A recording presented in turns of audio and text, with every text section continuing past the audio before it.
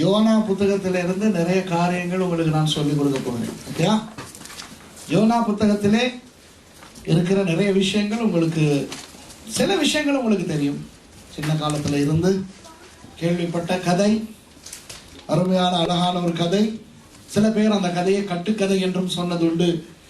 ஆனால் விஞ்ஞான ரீதியாக ஒப்புவிக்கப்பட்ட ஒரு உண்மை, பெரிய திமிங்கலத்தின் வயிற்றுக்குள்ளே ஒரு மனுஷனால் 3 இரவும் 3 பகலும் இருக்க முடியும் என்பது நிரூபிக்கப்பட்டுவிட்ட நிலையில் யோனா புத்தகம் ஒரு பொய் கற்பனை கதை அல்ல, அது ஒரு உண்மையான சம்பவம் என்று நிரூபிக்கப்பட்டிருக்கிறது.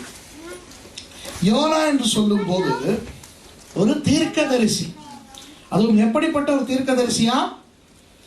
அரச அரண்மனையிலே ஆஸ்தான தீர்க்கதரிசி. சரியா? யோனா காத் ஹெஃபர் என்று சொல்லுகின்ற ஒரு இடத்திலே வாழ்ந்தவர். அந்த காத் ஹெஃபர் நாசரேத்துக்கு பக்கத்திலே இருக்கிறது. நாசரேத்துக்கு பக்கத்திலே, இயேசு வளர்ந்த ஊராகி அந்த நாசரேத்துக்கு பக்கத்திலே, இயேசு பிறப்பதற்கு சுமார் 800 வருஷங்களுக்கு முன்பு வாழ்ந்தவர் தான் இந்த யோனா. அவர் காத் ஹெஃபர் ஊரிலே இருந்தார் என்பதற்கும், அவர் அரசர்களுக்கெல்லாம் தீர்க்க தரிசனம் உரைத்தார் என்பதற்கும் ஆதாரத்தை 2 ராஜாக்கள் 14வது அதிகாரத்திலே பார்க்கலாம். 2 ராஜாக்கள் 14வது அதிகாரத்திலே 25வது வசனம் இப்படி சொல்லுகிறது. தமிழ்ல காத்தே பேர்னு போட்டிருக்காங்க. காத் ஹெஃபர் ஊரான் ஆகிய அமித்தாய் என்னும் தீர்க்கதரிசியின் குமாரன் யோனா என்னும் தம்முடைய ஊழியக்காரனை கொண்டு இஸ்ரவேலின் தேவனாகிய கர்த்தர் சொல்லி இருந்த வார்த்தைகளின்படியே அவன் ஆமாத்தின் எல்லை முதற்கொண்டு சமபூமியின் கடல் மட்டுமுள்ள இஸ்ரவேலின் எல்லைகளை திரும்ப சேர்த்துக் கொண்டான் என்று ராஜாவை பற்றி. யாரும் பைபிள் வாசிக்க இருக்கிறீங்களா? இல்லாட்டி நானே வாசிக்கிறேன். வாசிப்பீங்களா? சரி, ஓகே, இனி நீங்க வாசிங்க. ஓகே, யாரு? சிஸ்டர் கலாவா வாசிக்க போறீங்க? ஓகே. அப்போ யோனா அரச அரண்மனையிலே ராஜாக்களுக்கு தீர்க்க தரிசனம் உரைத்த ஒரு தீர்க்கதரிசி என்று இப்போ தெரிகிறது. சரியா? ஏன் இதை நாம் தெரிந்து கொள்ள வேண்டும் என்றால், யோனாவினுடைய கதையை புரிந்து கொள்வதற்கு நமக்கு இது முக்கியம், தேவை. சரியா? இப்போ அரச அவை தீர்க்கதரிசிகள் என்றால் எப்படிப்பட்டவர்கள்? அவர்களுக்கு அரச அரண்மனையிலே அது ஒரு ஊழியம் மாத்திரமல்ல, அது ஒரு வேலையாகவும் இருந்தது. அவர்களுக்கு அரசாங்க சம்பளம் கிடைத்தது. அரண்மனைக்கு பக்கத்திலேயே அவர்களுக்கு வீடு இருக்க வேண்டும். அப்போ அவர்களுக்கு அரசாங்கத்திலே அநேக சலுகைகள் உண்டு. அநேக தீர்க்கதரிசிகள் இருந்தார்கள். அந்த நீங்கள் வேதத்தை பார்த்தால் சில சந்தர்ப்பங்களிலே அரச அரண்மனையிலே இருந்த தீர்க்கதரிசிகளிலே சில பேர் உண்மையான தீர்க்க தரிசனம் சொல்லுவார்கள். சில பேர் ராஜாவை காக்கா பிடிப்பதற்காக பொய் தீர்க்க தரிசனம் எல்லாம் சொல்லுவார்கள். ஆனால் இந்த யோனா ஒரு நல்ல தீர்க்கதரிசி, அரசனுடைய அரண்மனையில இருந்த ஒரு தீர்க்கதரிசி. இவருடைய அப்பாவின் பெயர் அமித்தாய். யோனா என்ற அந்த சொல்லினுடைய அர்த்தம் புறா. யோனா என்றால் புறா. இப்போ ஆண்டவர் நம் ஒவ்வொருவரையும் யோனாக்களாக அழைத்திருக்கிறார். இதுதான் உண்மை. நீங்கள் ஊழியம் செய்தாலும் செய்யாவிட்டாலும், நீங்கள் புதிய கிறிஸ்தவராய் இருந்தாலும் பழைய கிறிஸ்தவராய் இருந்தாலும், எல்லாரையும் ஆண்டவர் யோனாக்களாய் அழைத்திருக்கிறார். நினிவேக்கு போவதற்காக அல்ல, புறாக்களை போல இருப்பதற்கு. புறா என்று சொல்லும் பொழுது நமக்கு சில விஷயங்கள் ஞாபகத்துக்கு வருகிறது. சரியா? முதலாவது, புறா என்றால் என்ன உங்களுக்கு ஞாபகம் வருகிறது? சொல்லுங்கள். பரிசுத்த ஆவி. சரி, இயேசு ஞானஸ்நானம் பெற்று கரையிலே ஏறின பொழுது வானத்திலே இருந்து ஒரு பெரிய சத்தம் உண்டாகியது. அது பிதா பேசி சொன்னார், இவர் என்னுடைய நேசகுமாரன், இவரில் பிரியமா இருக்கிறேன் என்று. பரிசுத்த ஆவியானவர் புறா வடிவம் கொண்டு இயேசுவின் தோளிலே வந்து அமர்ந்தார். ஆகவே அன்றிலிருந்து புறா பரிசுத்த ஆவியானவருக்கு அடையாளமாக பயன்படுத்தப்படுகிறது. உங்களுடைய சபை, இன்னும் பல சபைகளிலே அவர்களுடைய அந்த அடையாளத்திலே புறா இருக்கும். திரும்பி பார்த்தீங்கன்னா அங்கேயே ஒரு புறா இருக்கு அந்த படத்துல. சரியா? புறா என்றால் பரிசுத்த ஆவியானவர். அப்போ கிறிஸ்தவர்கள் பரிசுத்த ஆவியானவரால் நிறைந்திருக்க வேண்டும். ஆகவே அதற்கும் இந்த புறாவை அடையாளமாக பயன்படுத்தலாம். சரி, அதை விட இன்னும் 2 விஷயங்கள் இருக்கின்றன. சமாதானம். வண்டர்ஃபுல். புறா என்று சொல்லும் பொழுது அது ஒரு சமாதானத்தை அடையாளப்படுத்தும் ஒரு பறவை. அப்போ கிறிஸ்தவர்கள் சமாதானமாய் இருக்க அழைக்கப்பட்டிருக்கின்றார்கள். உலகத்திலே எத்தனையோ மதங்கள் இருந்தாலும் அந்த மதங்களின் தெய்வங்கள் சமாதானத்தின் தெய்வங்கள் என்று அழைக்கப்படுவதில்லை. நம்முடைய தெய்வமாகிய இயேசு கிறிஸ்து சமாதானத்தின் தேவன், சமாதான பிரபு. ஏசாயா 9:6 அவருக்கு பல நாமங்கள் கொடுக்கப்படுகின்றன. தீர்க்க தரிசனமாக நமக்கு ஒரு பாலகன் பிறந்தார், நமக்கு ஒரு குமாரன் கொடுக்கப்பட்டார், கர்த்தத்துவம் அவர் தோளின் மேல் இருக்கும், அவர் நாமம் அதிசயமானவர், ஆலோசனை கர்த்தர், சமாதான பிரபு என்று சொல்லப்பட்டிருக்கிறது. அப்போ சமாதானம். உலகத்திலே எந்த மதத்தவர்கள் யாரோடு சண்டை பிடித்தாலும் கிறிஸ்தவர்கள் தங்களுக்குள்ளும் சமாதானமாய் இருக்க வேண்டும், மற்றவர்களோடும் சமாதானமாய் இருக்க வேண்டும் என்பது ஆண்டவருடைய நோக்கம். ஆனால் இந்த உலகத்தில் நீங்கள் எந்த மதத்தை பார்த்தாலும் கிறிஸ்தவர்கள் தான் ஒருவரோடு ஒருவர் அடித்துக் கொண்டு செத்துக் கொண்டிருக்கிறார்கள். உலகத்தில் எந்த நாட்டுக்கு போனால் எந்த மதத்தவனும் அவன் மதத்தாரோடு சண்டை பிடிக்கிறது உண்டு, இல்லை என்று இல்லை. ஆனால் அதிகமாக சண்டை பிடிப்பவர்கள் கிறிஸ்தவர்கள் தான். இந்த நோவேலையும் சரி, உலகத்தில் எங்க போனாலும் சரிதாங்க நான் சொல்றது. அப்போ இன்றைக்கு முதலாவது இந்த சபைக்குள்ள இருக்கின்ற நாம் புறாக்களாய் சமாதானம் உடையவர்களாய் மற்றவர்களுக்கும் சமாதானத்தை காண்பிக்கின்றவர்களாய் வாழ வேண்டும். ஆனால் அது அல்ல என்னுடைய பிரசங்கம். இது ஒரு சைட் டிஷ், ஊறுகாய். ஓகே. இன்னும் ஒன்று இருக்கிறது. சமாதானம் என்று சொல்லும் பொழுது இன்னும் ஒன்று என்னது? கபடற்ற. ஆண்டவர் சொல்லுகிறார், சர்ப்பத்தை போல வினா உள்ளவர்களும் புறாக்களை போல கபடற்றவர்களாகவும் இருக்கிறார். கிறிஸ்தவர்கள் சமாதானத்தை காட்டுகிறவர்கள் மாத்திரமல்ல, அவர்கள் கபடு இல்லாதவர்களாக இருக்க வேண்டும். இதுவும் இன்றைக்கு கிறிஸ்தவ உலகத்தை பார்த்தால் தலைகீழாகத்தான் இருக்கிறது. கிறிஸ்தவர்களை போல கபடு உள்ளவர்கள் உலகத்திலே வேறு யாரும் இல்லை என்று சொன்னால் அது மிகையாகாது. ஏனென்றால் கிறிஸ்தவர்கள் தான் ஒருவர் பார்த்தால் பிரைஸ் தி லார்ட் சொல்வார்கள். பிரைஸ் தி லார்ட் என்று சொன்னால் என்ன அர்த்தம்? உங்களை கண்டபடியினால் நான் கர்த்தரை துதிக்கிறேன், ஸ்தோத்தரிக்கிறேன். வெளியால் அப்படி சொல்லிக்கிட்டு உள்ளுக்குள்ள என்ன நினைக்கிறாங்க? இந்த சனியன்ற மூஞ்சில ஏன் தான் முழிச்சேனோ. இதுதான் கபடற்ற புறா கிறிஸ்தவர்களுடைய தன்மை. சரி, இன்னும் ஒன்று ஞாபகத்துக்கு வர வேண்டும். என்ன? புறா என்று சொல்லும் பொழுது இன்னும் ஒரு விஷயம் ஞாபகத்துக்கு வர வேண்டும். என்ன? அதெல்லாம் ஓகே. தூது செல்லும் பறவை புறா. புறாவை தான் தூது அனுப்புவாங்க. சரியா? ஒரு நாட்டிலிருந்து இன்னொரு நாட்டுக்கு செய்தி கொண்டு போவது புறா. ஒரு வீட்டிலிருந்து இன்னொரு வீட்டுக்கு அந்த காலத்திலே தூது செல்வது புறா. காதல் தூதும் செல்வது புறா. புறாக்களின் கால்களில் ஒரு துண்டை எழுதி அந்த புறாவை அனுப்பினால் அதை பெறுபவர்கள் அதை வாசித்து விட்டு பதிலை எழுதி அனுப்புவார்கள். 2 ஃப்ரெண்ட்ஸ் இருந்தாங்களாம். 2 ஃப்ரெண்ட்ஸ். அப்போ ஒரு ஃப்ரெண்ட் சொன்னானா மற்றவங்கிட்ட, மச்சான், இந்த உங்கள் ஊரில் நோவேல மொபைல் ஃபோனில் பேசிக்கிட்டா ஃப்ரீ இருக்கா? ஃப்ரீ SMS ஃப்ரீலாம் இருக்கா? சரி, இப்போ இந்த நான் சொல்கிற ஃப்ரெண்ட்ஸ் 2 பேர் ஸ்ரீலங்கா ஃப்ரெண்ட்ஸ். அங்கே ஃப்ரீ எல்லாம் கிடையாது. சொன்னானா ஒருத்தர், மச்சான், நானும் நீயும் ஃப்ரெண்ட்ஸ் அடிக்கடி SMS பண்ணிக்கிறோம், அடிக்கடி கால் பண்ணிக்கிறோம், செலவு. ஆனால் அந்த காலத்தில் மாதிரி ஒரு புறா வாங்கி அதை பழக்கி நானும் நீயும் புறா வழியால் மெசேஜ் அனுப்பிக்கிறோம்னு சொல்லி தீர்மானித்தான். சரின்னு வாங்கினாங்களா ஒரு புறா. ட்ரெயின் பண்ணியாச்சு புறாவை. இப்போ புறாட காலில் இவர் மெசேஜை கட்டி அனுப்புவார்.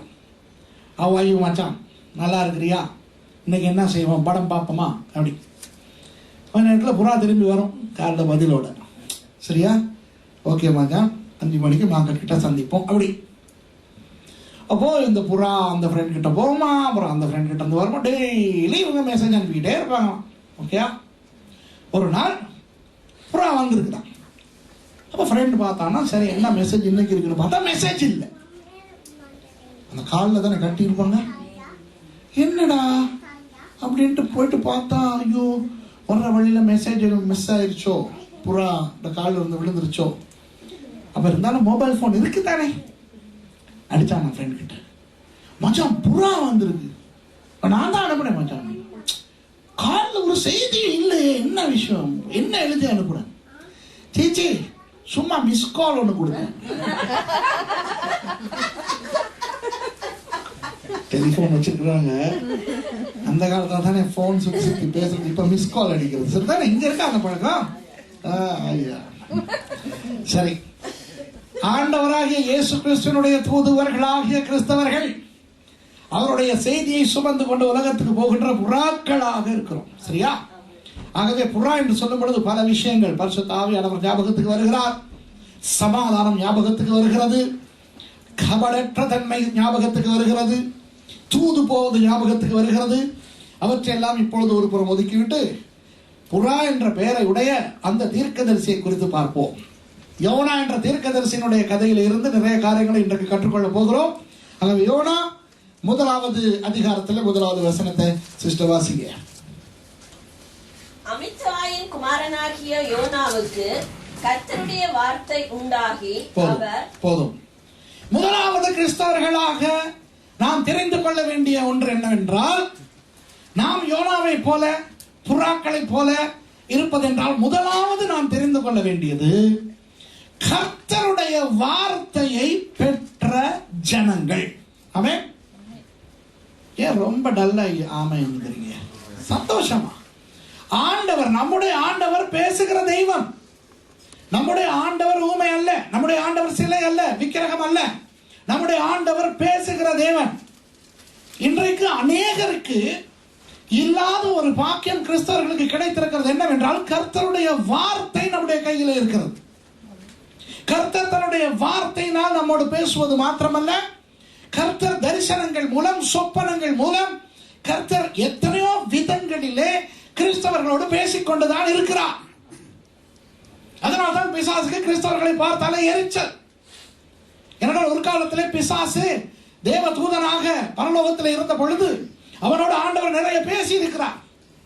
இப்பொழுது ஆண்டவருக்கும் அவனுக்கும் தொடர்பு அற்றுப்போன நிலையில் அந்த ஆண்டவரோடு தொடர்பு வைத்திருக்கின்ற ஒரே கூட்டத்தார் கிறிஸ்தவர்கள். ஆகவே அவர்களை பார்க்கும் பொழுது அவனுக்கு பயங்கர பொறாமையாக இருக்கிறது. காரணம், கர்த்தர் அவர்களோடு பேசிக் கொண்டிருக்கிறார். அப்போ கிறிஸ்தவர்களாகிய நமக்கு கர்த்தருடைய வார்த்தை ஒவ்வொரு நாளும் உண்டாகும், உண்டாக வேண்டும். யோனாவுக்கு கர்த்தருடைய வார்த்தை உண்டாகியது. கர்த்தர் யோனாவோடு பேசினார். யோனா எந்த விதமான முயற்சியும் செய்யாமலே சும்மா இருந்த பொழுது கர்த்தர் யோனாவோடு பேசினார். ஆகவே கிறிஸ்தவர்கள் கர்த்தரை பார்த்து, பேசும் ஆண்டவரே, பேசும் ஆண்டவரே, பேசும் ஆண்டவரே, என் காதுகளை திறக்கும் ஆண்டவரே, பேசும் ஆண்டவரே என்று அங்கலாய்க்க வேண்டியதில்லை. நம்முடைய ஆண்டவர் பேசி விட்டார். சில பேர் வந்து சொல்லுவாங்க, அது ஏன் பாஸ்டர் சில பேருக்கு கர்த்தர் பேசுறதாக சொல்றாங்க, எனக்கு மட்டும் பேசுறாரு இல்லை. உள்ளத்துல நினைப்பேன், அறிவு கட்டவனே வளையே, கையில அவ்வளவு பெரிய பைபிளை வச்சுக்கிட்டு கர்த்தர் பேசுறாரு இல்ல பேசுறாரு இல்லைங்கிறியே, முதல்ல டெலிடிராமா பாக்குறத நிப்பாட்டிட்டு பைபிளை வாசி.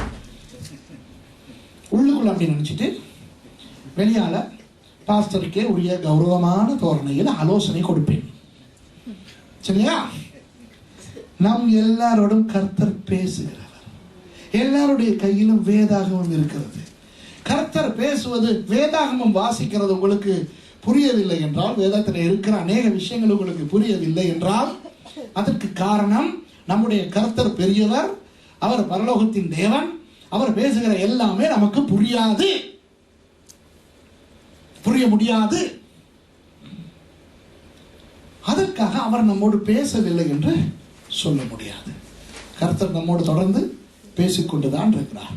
துரதிருஷ்டவசமாக சில பேர் கர்த்தர் பேசுகிறதில் எதை தெரிவு செய்து கேட்போம் என்று தெரிவு செய்கிறார்கள். சில பேருக்கு 23வது சங்கீதம் மட்டும் தான் கேட்டுக்கொண்டே இருக்கும். சில பேருக்கு சங்கீதங்கள் மாத்திரம் தான் கேட்கும். சில பேருக்கு கர்த்தர் பேசுகிற பிரசங்கி கேட்கவே கேட்காது, நீதிமொழிகள் கேட்கவே கேட்காது, எண்ணாகமம் கேட்கவே கேட்காது, நாளாகமம் கேட்கவே கேட்காது. ஆனால் கர்த்தர் நாளாகமம் புத்தகத்தின் மூலமாகவும் பேசுகிறார், எண்ணாகமம் புத்தகத்தின் மூலமாகவும் பேசுகிறார், பிரசங்கி புத்தகம் மூலமாகவும் பேசுகிறார். ஆதியாகமம் 1ஆம் அதிகாரத்தில் இருந்து வெளிப்படுத்தின விசேஷம் 22ஆம் அதிகாரம் வரை இருக்கின்ற 66 புத்தகங்கள் மூலமாகவும் நம்முடைய கர்த்தர் பேசுகிறவராய் இருக்கிறார். ஆமென். ஆகவே நம்முடைய கையில தான் பிரச்சனை இருக்கிறது. நாம் தான் வேதத்தை முழுக்க ஒழுங்காக வாசிக்க வேண்டும். சரியா? அது மாத்திரமல்ல, கர்த்தர் பிரசங்கங்கள் மூலமாக பேசுகிறவர். அவர் பயன்படுத்துகின்ற கருவி யாராயிருந்தாலும் கர்த்தருடைய வார்த்தை பிரசங்கம் மூலமாக நமக்கு வருகிறது. பாடல்கள் மூலமாக கர்த்தர் நமக்கு பேசுகிறார். சினிமா பாடல்கள் மூலமாக அல்ல, கிறிஸ்தவ பாடல்கள் மூலமாக கர்த்தர் நம்மோடு பேசுகிறார். அத்தோடு கர்த்தர் இவ்வளவு பேசியும் புரியாத சிலருக்கு கண்டிப்பாக எதையாவது பேச வேண்டும் என்றால் அவர்கள் உறங்கிக் கொண்டிருக்கும் பொழுது சொப்பனத்தின் மூலமாவது பேசுவார். அதுக்காக காண்ற கனவெல்லாம் கர்த்தர் பேசுறாருன்னு நினைக்காதீங்க. தீர்க்க தரிசனமாக பேசுகிறார். அவருக்கு கர்த்தர் சில நேரம் தரிசனம் கொடுப்பார், அல்லது ஒருவர் சம்பந்தமாக வேறொருவருக்கு தரிசனம் கர்த்தர் கொடுப்பார். நம்முடைய ஆண்டவர் பேசுகிற தேவன். இதுதான் முதலாவது வசனத்திலிருந்து நாம் தெரிய வேண்டியது. சரி, இரண்டாவது வசனத்தை வாசிங்க. கர்த்தர் அந்த யோனாவுக்கு என்ன சொல்லுகிறார்? நீ எழுந்து மகா நகரமாகிய நினிவேக்கு போய் அதற்கு விரோதமாக பிரசங்கி, அவர்களுடைய அக்கிரமம் என் சமூகத்தில் வந்து எட்டினது என்றார்.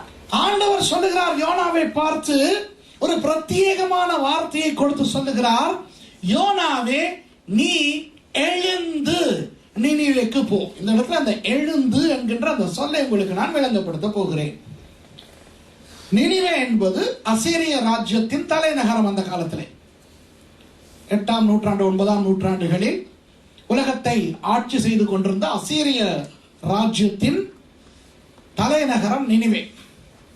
யோனாவினுடைய காலத்திலே அந்த தேசத்தை ஆட்சி செய்த மன்னனுடைய பெயர் செனகெரிப். அந்த நினிவே பாவம் என்னை வந்து எட்டிவிட்டது, நான் அந்த நினிவே பட்டணத்தை அழிக்க போகிறேன். ஆனால் அழிப்பதற்கு முன்பதாக அவர்களுக்கு அதை அறிவிக்க வேண்டும். நீ எழுந்து மகாநகரமாகிய நினிவேக்கு போ. இப்போ இந்த எழுந்து என்ற அந்த சொல்லின் அர்த்தத்தை விளங்கப்படுத்துகிறேன். தமிழர்கள் அதை வாசிக்கும் போது ஏதோ அவன் படுத்துக் கொண்டிருக்கிறவனை பார்த்து எழுந்து போவடா என்று சொல்வது போல தெரிகிறது. அல்லது சில பேர் நினைப்பார்கள் புறப்பட்டு போவதைத்தான் அப்படி குறிப்பிட்டிருக்கிறது என்று.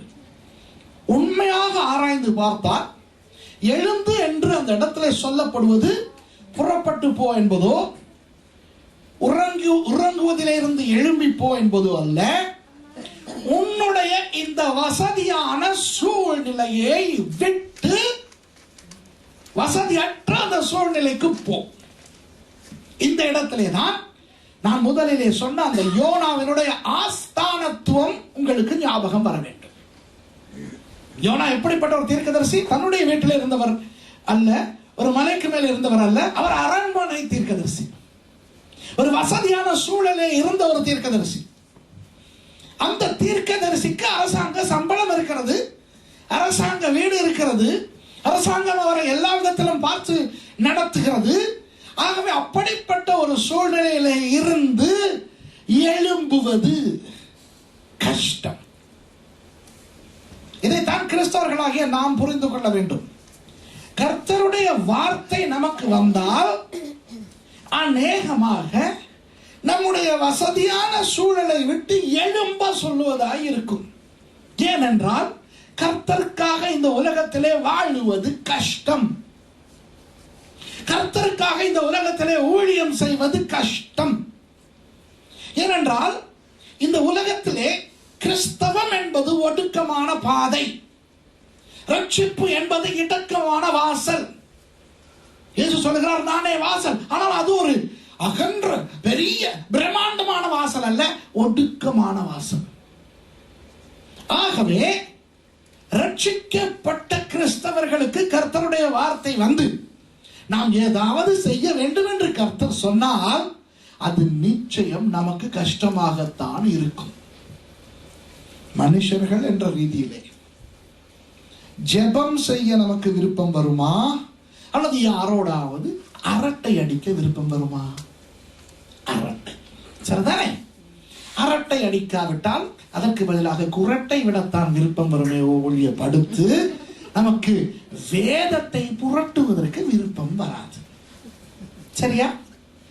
ஆகவே ஜெபி என்று கர்த்தர் சொல்லுவது நமக்கு கஷ்டமாக இருக்கும். அந்த வசதியான அரட்டை அடிக்கின்ற ஆசையான அந்த சந்தர்ப்பத்தை விட்டு எழும்ப வேண்டும். வேதாகமத்தை வாசிக்க விருப்பமா அல்லது இன்டர்நெட் பார்க்க விருப்பமா? வேற ஏதாவது செய்ய விருப்பமா? வேதம் வாசிக்க விருப்பமா? SMS பார்க்க விருப்பமா? வேதம் வாசிக்க விருப்பமா? ஃபேஸ்புக் பார்க்க விருப்பமா? வேதம் வாசிக்க விருப்பமா? ஸ்கைப் பண்ண விருப்பமா? இப்படி பார்த்தால் அந்த மாதிரியான ஆசைகளை விட்டு எழும்பி வேதத்தை வாசிக்க வேண்டிய ஒரு நிலை கிறிஸ்தவர்களுக்கு உண்டு. ஊழியம் செய்வது விருப்பமா? வேலை செய்வது விருப்பமா? வேலை செய்தால் சம்பளம், ஊழியம் செய்தால் கேவலம் என்று இன்றைக்கு அநேகர் நினைக்கிறார்கள். சரியா? அதுபோல சுற்றுலா போவது விருப்பமா? ஊழியத்துக்கென்று மிஷனரியாய் போவது விருப்பமா? சுற்றுலா போகத்தான் அநேகருக்கு விருப்பம். இப்படி கர்த்தருடைய வார்த்தை நமக்கு உண்டாகினால் நம்முடைய வசதியான சூழல்களை விட்டு அது எழும்பத்தான் சொல்லும் என்பதனை நான் உங்களுக்கு குறிப்பிட்டு காட்டி ஞாபகப்படுத்த விரும்புகிறேன். ஆண்டவர் யோனாவுக்கு சொல்லுகிறார், அரண்மனையிலே வசதியாக இருக்கிறாய், உனக்கு சம்பளம் வருகிறது, ஆனால் உனக்கென நான் ஒரு ஊழியத்தை வைத்திருக்கிறேன். எழுந்து உன் வசதியான சூழ்நிலையை விட்டு கொஞ்சம் எழும்பு. இந்த ராஜாக்களுக்கு தீர்க்கதரிசனம் சொல்வதை விட்டு எழும்பு. இந்த இஸ்ரவேலர்களுக்கு நீ தீர்க்கதரிசனம் சொல்வதை விட்டு எழும்பு. எழுந்து நினிவேக்கு போ, அவர்களுடைய பாவம் என்னை வந்து எட்டியது. ஆகவே கர்த்தருடைய வார்த்தை வர வேண்டும், கர்த்தர் பேச வேண்டும் என்று ஆசைப்படுவது நல்லது. ஆனால் அந்த வார்த்தை வரும் பொழுது எப்பொழுது கடினமான விஷயங்களை சொல்லுவார் என்று ஆயத்தமாய் இருக்க வேண்டும். கீழ்ப்படியவும் ஆயத்தமா இருக்கணும். கர்த்தர் பேசுறாரு இல்ல, பேசினால் கஷ்டம். இதை தெரிந்து கொண்டு கர்த்தருக்கு செவி கொடுப்போம். சரியா? 3வது வசனத்தை வாசிங்க. அப்பொழுது யோனா கர்த்தருடைய சமூகத்தினின்று விலகி தர்ஷீகுக்கு ஓடி போகும்படி எழுந்து யோப்பாவுக்கு போய் தர்ஷீகுக்கு போகிற ஒரு கப்பலை கண்டு கூலி கொடுத்து நான் கர்த்தருடைய சமூகத்தினின்று விலகும்படி அவர்களோட தர்ஷீகுக்கு போக கப்பல் ஏறினான். சரி, யார்கிட்ட நாஸ்க் பைபிள் இருக்குதா இல்லாட்டி வேற மொழி பைபிள் இருக்கு? அந்த அப்பொழுதுங்கிற அந்த சொல் நாஸ்க்ல ஆனால்னு இருக்கா அப்போது இருக்கா? அந்த முதலாவது 3வது வசனத்துல முதல் சொல் தமிழ்ல அப்பொழுது இருக்குது. யார்கிட்ட இங்கிலீஷ் பைபிள் இருக்கா? அந்த 3வது வசனத்துல இருக்கிற முதல் சொல் என்னது? சத்தமா வாசிங்க. அது என்னன்னு கேட்போம். அது என்னது? ஆனாலா இல்லாட்டி அப்புதமா? அப்பொழுதா? ஆனால் தானே? அதுதான் ஆனால். இங்கிலீஷ்ல பட், எபிரேய மொழியிலையும் ஆனால் தான் இருக்கிறது. அதைத்தான் நான் சொல்ல உங்களுக்கு விரும்புகிறேன். தமிழிலே அந்த இடத்துல அப்பொழுது என்று சொல்லப்பட்டிருக்கிறது பிழை. சரியா? ஆனால் என்று வந்திருக்க வேண்டும். உண்மையான எபிரேய மொழியிலே ஆனால் என்று இருக்கிறது. அதைத்தான் நோவேஜியன் வேதாகமத்திலே அந்த சொல் என்னது? நோவேஜியன் பாஷையில மேன், மேன். சரியா? புரியுதா? இங்கிலீஷ்ல பட். அப்ப நோவேஜியன் பைபிள் அது இருக்குதுங்கிறனால நான் சொல்றதை நீங்க நம்புவீங்க தானே? நம்புங்க. இல்லைன்னா இப்படி ஒரு சொல்லுவேன் அப்பொழுது நடக்குது. நம்ம ஆக்களை தெரியாதா? நடக்குதா? என்னமோ நான் கள்ளத்தரமா வந்து சொல்ற மாதிரி இருக்கும். தமிழ் பைபிள் எடுத்து பார்த்தா அப்பொழுதுன்னு வருது. ஓகே. ஆனால் யோனா கர்த்தருடைய சமூகத்தினின்று விலகி தர்ஷீசுக்கு ஓடி போகும்படி எழுந்து. ஆண்டவர் 2வது வசனத்துல என்ன சொல்லுகிறார்? எழுந்து. எங்க போக நீ? எழுந்து நினிவேக்கு போக. உன் வசதியான சூழலை விட்டு. நன்றாக கவனிங்கள். நீ ராஜ சமூகத்திலே நீ வசதியாக இருக்கிறாய்.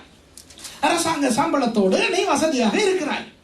அதை விட்டு எழுந்து அந்த வசதி இல்லாத பயங்கரமான போக விரும்பாத நினைவுக்கு போ.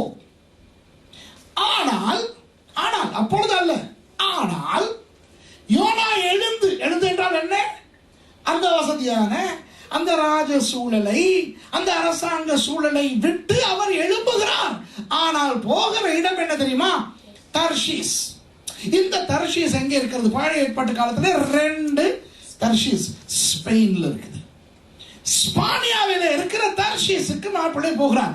அந்த தர்ஷீஸ் எப்படிப்பட்ட இடம் தெரியுமா? அந்த காலத்துல டூரிஸ்ட் டெஸ்டினேஷன், சுற்றுலா போற இடம். புரியுதா? இவர் எழும்புகிறார். ஆனால் தான் இருக்கின்ற வசதியான நிலையை விட பயங்கரமான இடத்துக்கு போக வேண்டும் என்று ஆண்டவர் எழும்ப சொல்லுகிறார். இவரோ அந்த வசதியான சூழலை விட்டு எழும்பி அதை விட வசதியான, அதை விட இன்பமான ஒரு இடத்துக்கு போவதற்கு எழும்புகிறார். புரியுதா? புரியுதா உங்களுக்கு? ஸ்பெயின். இந்த நினிவேக்கும் தர்ஷீஸுக்கும் இடையிலே சில வித்தியாசங்கள். என்ன? நினிவேக்கு போனால் அங்கே இவரை யாரும் வரவேற்க மாட்டார்கள். தர்ஷீஸுக்கு போனால் வரவேற்பார்கள். ஏன் வரவேற்பார்கள்? வெள்ளைக்காரர்கள் இலங்கைக்கு வரும் பொழுது இலங்கையர்கள் வெள்ளைக்காரர்களை வரவேற்கிறார்கள். ஏன் வரவேற்கிறார்கள்? அன்பினாலா, பாசத்தினாலா, பரிவினாலா, பணத்தினாலா? பணம். ஏன்? சுற்றுலா. இலங்கை ஒரு சுற்றுலா மையம். வெள்ளைக்காரர்கள் அந்த நாட்டுக்கு வந்தால் ஏர்போர்ட்ல பார்த்துருக்கீங்களா, இழிச்சுக்கிட்டு வர வைப்பான். ஏன்? இவன் வந்தா டாலர் வருது, யூரோ வருது, பவுண்ட் வருது. ஆகவே வெள்ளைக்காரனை விட இவன் சுற்றுலாவுக்கு வருகிறான். ஆகவே இவன் மூலம் நம்முடைய நாட்டுக்கு வருமானம் என்று எல்லாரும் அவனை வரவேற்பார்கள். அதே போல தர்ஷீஸுக்கு அந்த காலத்திலே எவன் வேண்டுமானாலும் போகலாம். ஏன் என்றால் அது ஒரு வணிக அல்லது சுற்றுலா மையம். யோனா அங்கு போனால் அங்கே வரவேற்பார்கள். சரி, இப்ப யோனாவுக்கு அங்கே போவதற்கு பணம் இருக்கிறதா? இருக்கிறது. இவர் சாதாரண தீர்க்கதரிசி அல்ல, ஆஸ்தான தீர்க்கதரிசி. இவருக்கு அரசாங்கம் கொடுத்த சம்பளம் எல்லாம் நிறைய இருக்கிறது. அது எப்படி சொல்லுவீங்கன்னு கேக்குறீங்களா நீங்க? அந்த இடத்துல நீங்கள் பார்த்தால் என்ன வாசிச்சீங்க சிஸ்டர்? நீங்க யோப்பாவுக்கு போய் இல்ல, இந்த 3வது வசனத்துல என்ன வாசிச்சீங்க? நான் கர்த்தருடைய சமூகத்தினின்று விலகும்படி எழுந்து யோப்பாவுக்கு போய் தர்ஷீஸுக்கு போகிற ஒரு கப்பலை கண்டு, அடுத்தது என்னது? கூலி கொடுத்து அங்க போய், கேப்டன் நான் ஒரு பாஸ்டர், நமக்கெல்லாம் வருவானா இல்ல, ஏதாவது மிஷனரி டிஸ்கவுண்ட் இருக்கான்னு கேட்கல. விளங்குதா? இவர் கூலி கொடுத்தார். இப்போ இன்னொன்று கேட்கிறேன் உங்களிடத்துல. இவர் டிக்கெட் வாங்கி போகிறார், அப்படிதானே? டிக்கெட் வாங்கி தான் போறார். கூலி கொடுத்தா டிக்கெட் வாங்கி. சரி, இவர் டிக்கெட் வாங்கி எந்த கிளாஸ்ல போறார்? ஃபர்ஸ்ட் கிளாஸா, எக்கனாமிக் கிளாஸா, பிசினஸ் கிளாஸா? இப்ப நீங்க கேட்கலாம், இது என்னடா வம்பா போச்சு. இல்ல, இந்த ஆள் என்னடா இது யோனா கதையில எந்த டிக்கெட்டை வாங்குறேன்? இங்க பாருங்க, இந்த காலத்துல ஒரு கப்பலை நீங்க எடுத்தீங்கன்னா, இப்போ உங்களோட நோவே இங்க பெர்கனுக்கு நிறைய டூரிஸ்ட் கப்பல் வருது தானே? உங்களுக்கு தெரியுமா ஃபர்ஸ்ட் கிளாஸ் எங்க இருக்கு தெரியுமா? மேல. தெரியுமா? இந்த காலத்துல கப்பல்கள்ல ஃபர்ஸ்ட் கிளாஸ் எங்க இருக்கும்? மேல தான் இருக்கும். கீழே போக போக போக லோவர் கிளாஸஸ். டைட்டானிக் படம் பாத்தீங்களா? டைட்டானிக் படத்துல ஆமா, நம்ம ஜாக் எங்க இருந்தாரு? ஆக கீழே. ஏன்னா அங்க 3rd கிளாஸ். சரியா? அந்த கேர்ள் கேட் வின்ஸ்லெட், என்ன கேரக்டர் பேர் எனக்கு மறந்து போச்சு. அது எங்க இருந்துச்சு? மேல. இவர் கள்ளத்தனமா பாஞ்சு அந்த பிள்ளைய பார்க்க வந்து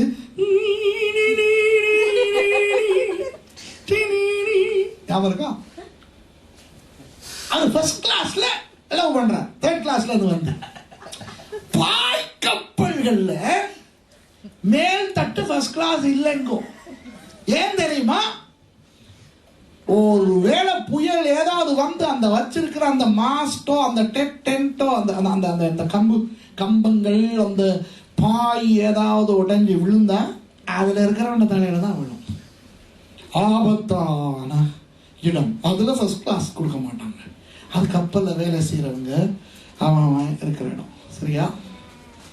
அதுபோல கப்பல் கொள்ளைக்காரர்கள், கடல் கொள்ளைக்காரர்கள் வந்தால் அந்த மேலே இருப்பவர்களுக்கு தான் ஆபத்து. 3 வகுப்புகள் அந்த பாய்க்கப்பல்ல இருக்கும். அந்த மேல அந்த கப்பல் வேலை செய்கிறவர்கள் எல்லாரும் அந்த மேல இருப்பாங்க. இடையில ஒரு தட்டு இருக்குது. அதுதான் அவர்கள் அந்த வேலை செய்கிறவர்கள் உறங்குகிற உணவருந்துகிற அந்த இடம். அங்கதான் கன் எல்லாம் வச்சிருப்பாங்க, சரக்குகள் எல்லாம் கன் எல்லாம் வச்சிருப்பாங்க. கீழ் தட்டுல தான் மாலுமியினுடைய அறை, விசேஷ அறைகள், ஃபர்ஸ்ட் கிளாஸ் எங்க இருக்கும்? கீழ் தட்டுல தான் இருக்கும். யோனா படுத்திருக்கிறார். சரியா? 6வது வசனத்தை வாசிங்க. அப்பொழுது மாலுமி அவனிடத்தில் வந்து, நீ நித்திரை பண்ணு. இல்லம்மா, 5வது வசனத்துல அந்த கடைசி லைனை வாசிங்க. யோனாவோ என்றால் கப்பலின் கீழ் தட்டில் இறங்கி போய் படுத்துக்கொண்டு அந்த நித்திரை பண்ணினான். எங்க ஒரு டிக்கெட் வாங்கியிருக்கிறாரு? First class. இன்னும் சில விஷயங்களை சொல்றேன், கேட்டுக்கிறீங்க.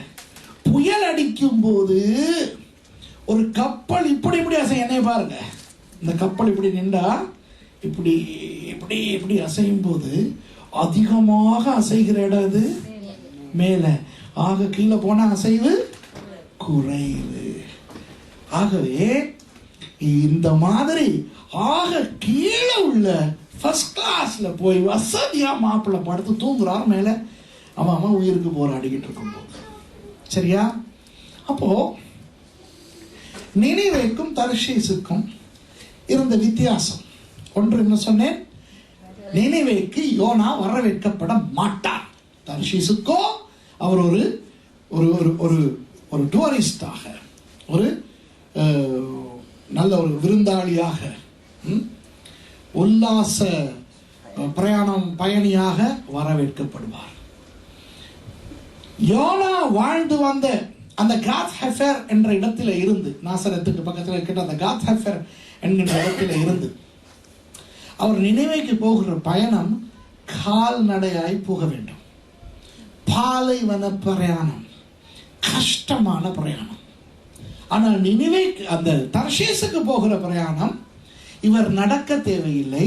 இவர் படுத்துக்கொண்டு உறங்கிக் கொண்டு நேரத்துக்கு சாப்பிட்டு கொண்டு என்ஜாய் பண்ணி கொண்டு போகலாம். அதுங்கதான் போகிற பிரயாணம். நினிவேக்கு போகிற வழி கஷ்டம், தர்ஷீசுக்கு போகிற வழி இலகுவானது. மற்றது நினிவேக்கு போனால் உயிருக்கு ஆபத்து. அவர்கள் கொலைகாரர்கள், பயங்கரவாதிகள். ஆனால் தர்ஷீசுக்கு போனால் அவருக்கு நல்ல வரவேற்பு கிடைக்கும், அவருக்கு ஆபத்தே கிடையாது. ஆகவே எல்லா விதத்திலும் உலக ரீதியாக பார்க்கும் பொழுது கஷ்டமாயும் ஆபத்தாயும் இருக்கின்ற இடத்துக்கு கர்த்தர் போக சொன்னாலும் இவர் போகாமல், வசதியானதும் போக இலகுவானதும் போக விரும்புகிறதுமான இடத்துக்கு யோனா போகிறார். அந்த சொல் என்ன சொல்? நான் உங்களுக்கு சொன்னேன், மண். ஆனால் இன்றைக்கு கிறிஸ்தவர்களுக்கு வந்திருக்கின்ற பிரச்சனையும் இந்த ஆனால் பிரச்சனை தான். இன்றைக்கு கிறிஸ்தவர்கள் ஆண்டவருக்கு பிரியமில்லாத காரணங்களை செய்து கொண்டிருப்பார்கள். அந்த ஆனால் என்ற சொல்லை பயன்படுத்தி ஜெபிக்க வேண்டும் என்று தெரியும், ஆனால் ஜெபிக்க முடியவில்லையே. வேதம் வாசிக்க வேண்டும் என்று தெரியும், ஆனால் தூக்கம் வருகிறதே. தசம பாகம் கொடுக்க வேண்டும் என்று தெரியும், ஆனால் செலவுகள் பயங்கரமாக வருகிறதே இந்த நாட்டிலே. சபைக்கு போக வேண்டும் என்று தெரியும், ஆனால் வேலை வந்து விட்டது. அமைதியா இருக்க வேண்டும், சமாதானமா இருக்க வேண்டும் என்று தெரியும், ஆனால் அந்த முஞ்ச பார்த்தா கோவம் தானா வருதே. ஆமாவா இல்லையா?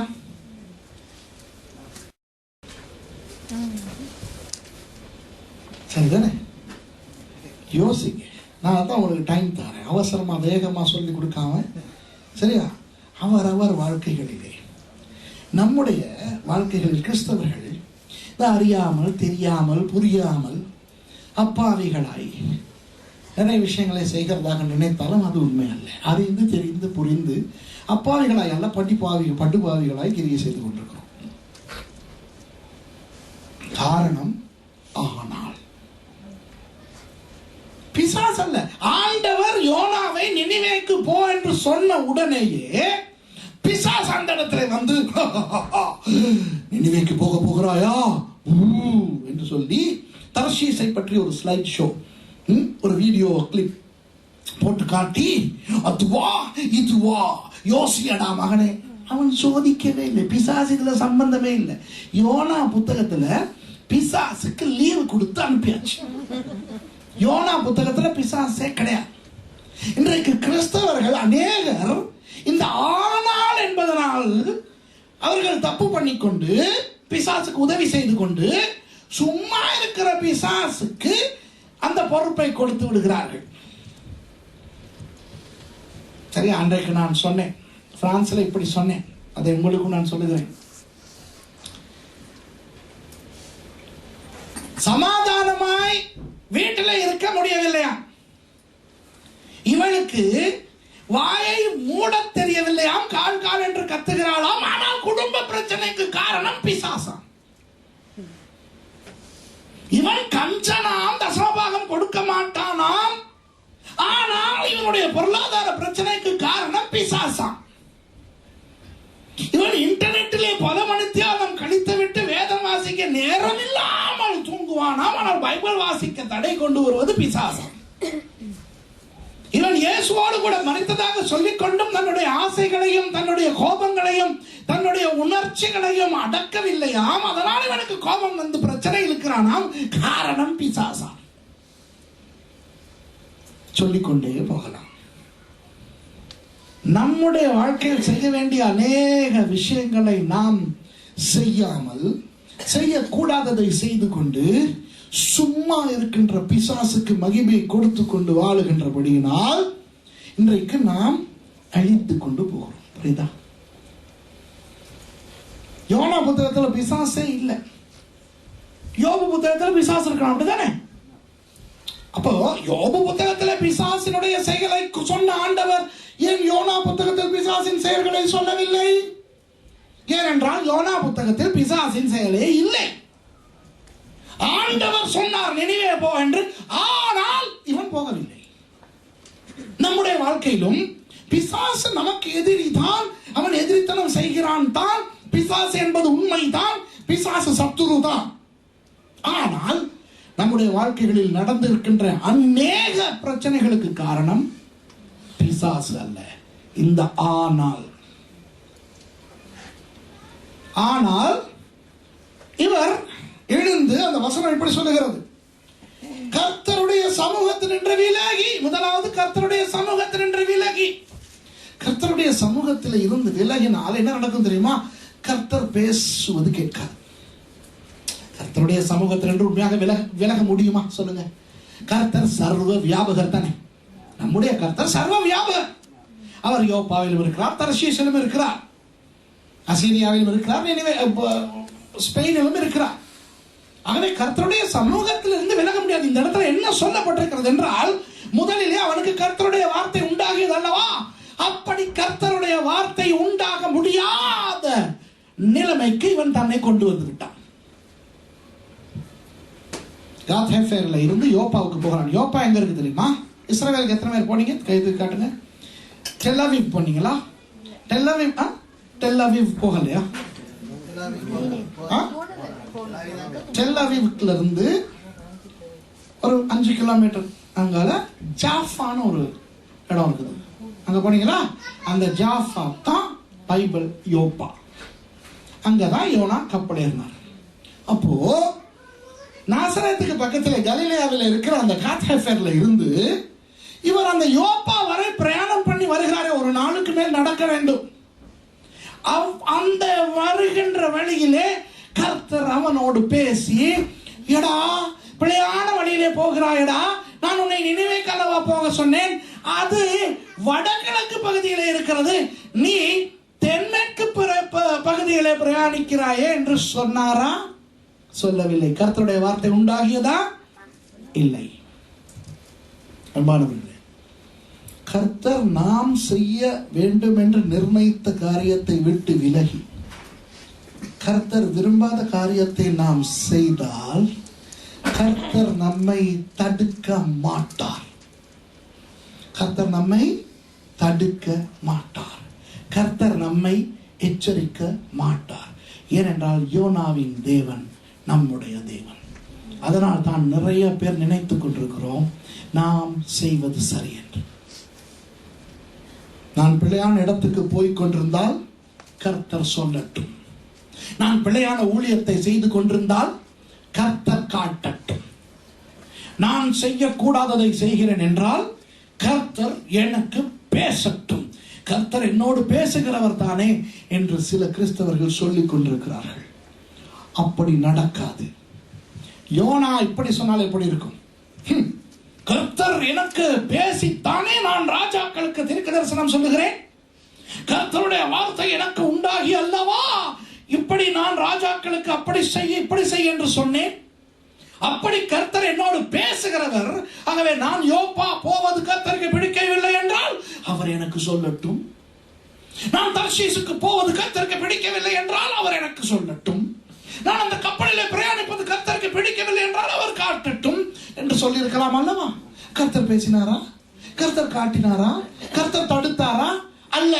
ஆகவே அன்பானவர்களே, தயவு செய்து இந்த அறிவுரையை பெற்றுக் கொள்ளுங்கள். கர்த்தர் விரும்பாத காரியத்தை நீங்கள் செய்து கொண்டு கர்த்தர் காட்டட்டும், கர்த்தர் பேசட்டும், கர்த்தர் சொன்னால் நிறுத்துகிறேன் என்று சொல்லாதீர்கள். கர்த்தர் சொல்ல மாட்டார். ஆபிரகாமுடைய கதையிலும் இப்படித்தான். ஆண்டவர் ஆபிரகாமுக்கு சொன்னது, நான் அவருக்கு காண்பிக்கும் தேசத்துக்கு போ என்று. ஆனால் அவர்கள் பிரயாணித்தது பிழையான திசையில். அவர்கள் வடக்கு நோக்கி போனார்கள், ஆரானை நோக்கி. ஆண்டவர் நிறுத்தவில்லை, ஆண்டவர் ஒன்றும் பேசவில்லை. கிறிஸ்தவர்களுக்கு புரியாத ஒரு விஷயம் இருக்கிறது. கர்த்தர் உங்களோடும் என்னோடும் பேசுகிறவர் என்று நான் சொன்னேன், உண்மை. ஆனால் கர்த்தருக்கு கீழ்ப்படியாமல் நாங்கள் பிழையான ஊழியத்தை செய்து பிழையான திசையிலே போய்கொண்டிருக்கும் பொழுது கர்த்தர் என்னோடு பேசுகிறவர் அல்லவா, அவர் பேசி எனக்கு காட்டட்டும் என்று சொல்லுகிறோம். அப்படி பேச மாட்டார். புரியுதா உங்களுக்கு? சரிதானே? யோனாவோட ஆண்டவர் பேசவில்லை. ஈவன் கர்த்தருடைய சமூகத்தில் நின்று விலகினான் என்றால் கர்த்தருடைய வார்த்தை வருவது நின்று விட்டது.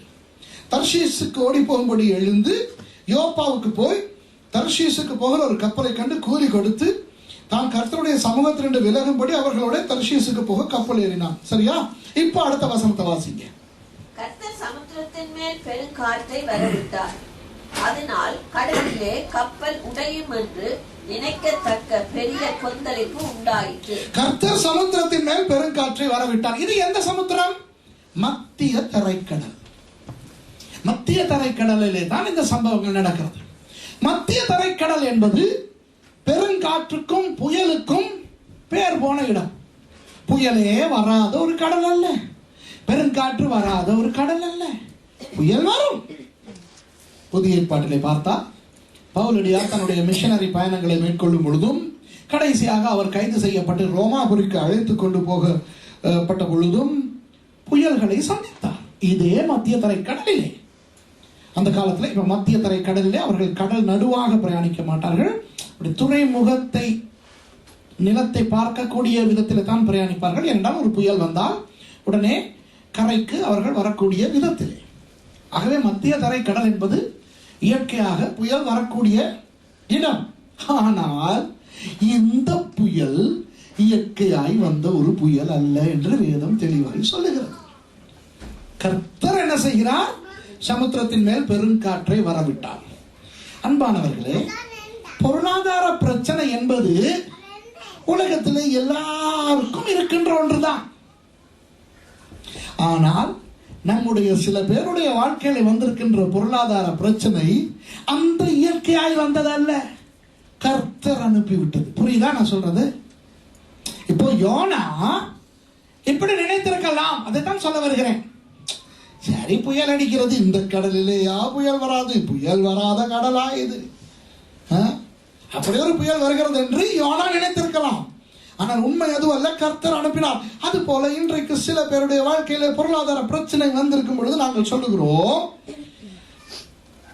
சரி, இனி பொருளாதார பிரச்சனை யாருக்கு தான் இல்லை, அதுபோல எனக்கும் ஒரு பொருளாதார பிரச்சனை வந்திருக்கிறது என்று ஒன்றை சொல்லுகிறேன், சில பேருடைய வாழ்க்கையிலே வந்திருக்கின்ற சில பொருளாதார பிரச்சனைகளுக்கு காரணம் கர்த்தர் அனுப்பியது வியாதி.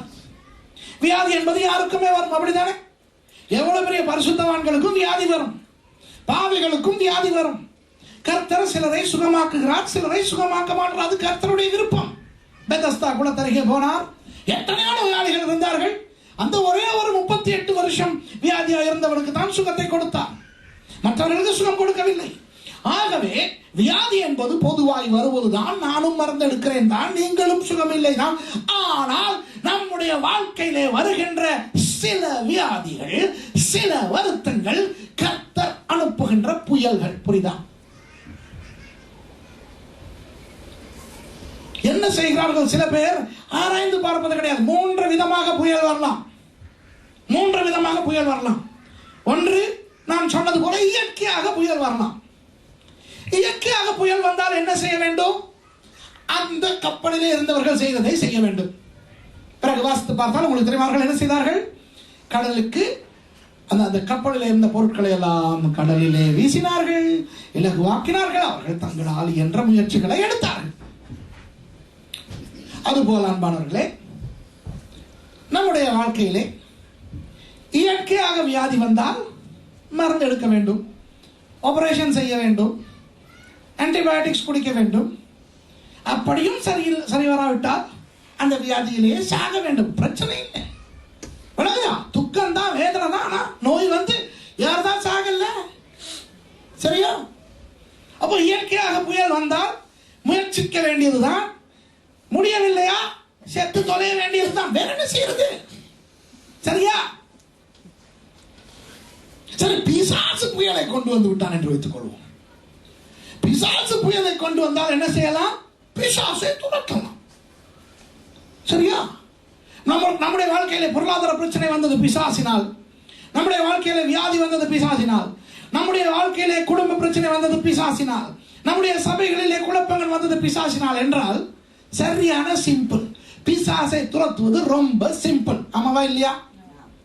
வேதம் என்ன சொல்லுகிறது? கர்த்தருக்கு கீழ்ப்படிந்திருங்கள், பிசாசுக்கு எதிர்த்து நில்லுங்கள், அப்பொழுது அவன் ஓடி போவான். அவன் உங்களை விரட்டுவான் அல்ல, அவன் ஓடி போவான். கர்த்தருக்கு எதிர்த்து நின்றால் அவன் ஓடி போவான்.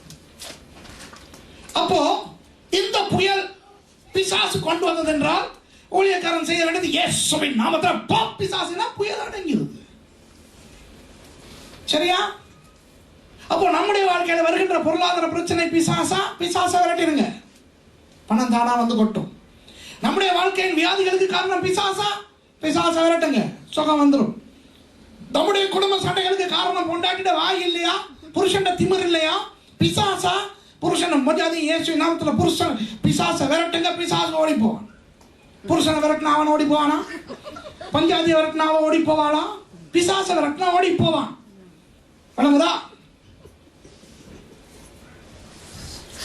ஆனால் இது ஒன்றுமே சாத்தியமில்லை. புயலை கொண்டு வந்தது கர்த்தர் என்றால், புயலை கொண்டு வந்தது கர்த்தர் என்றால் அவராக பார்த்து அதை நிறுத்தினால்தான் உண்டே ஒழிய விமோசனம் கிடையாது.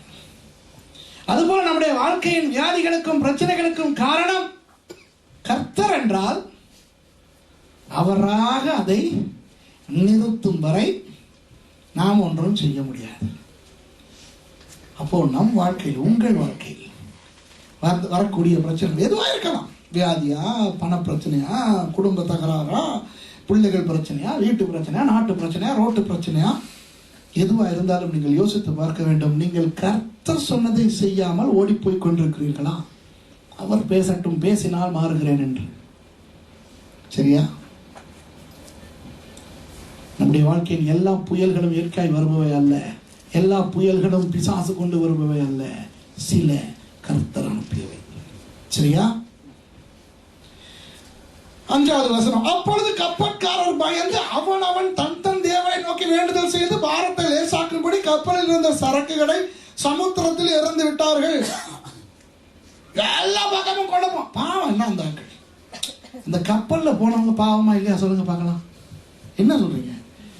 ஹலோ, இப்ப நீங்க அந்த கப்பல் இருந்தீங்கன்னா பாவமா இல்லையா நீங்க?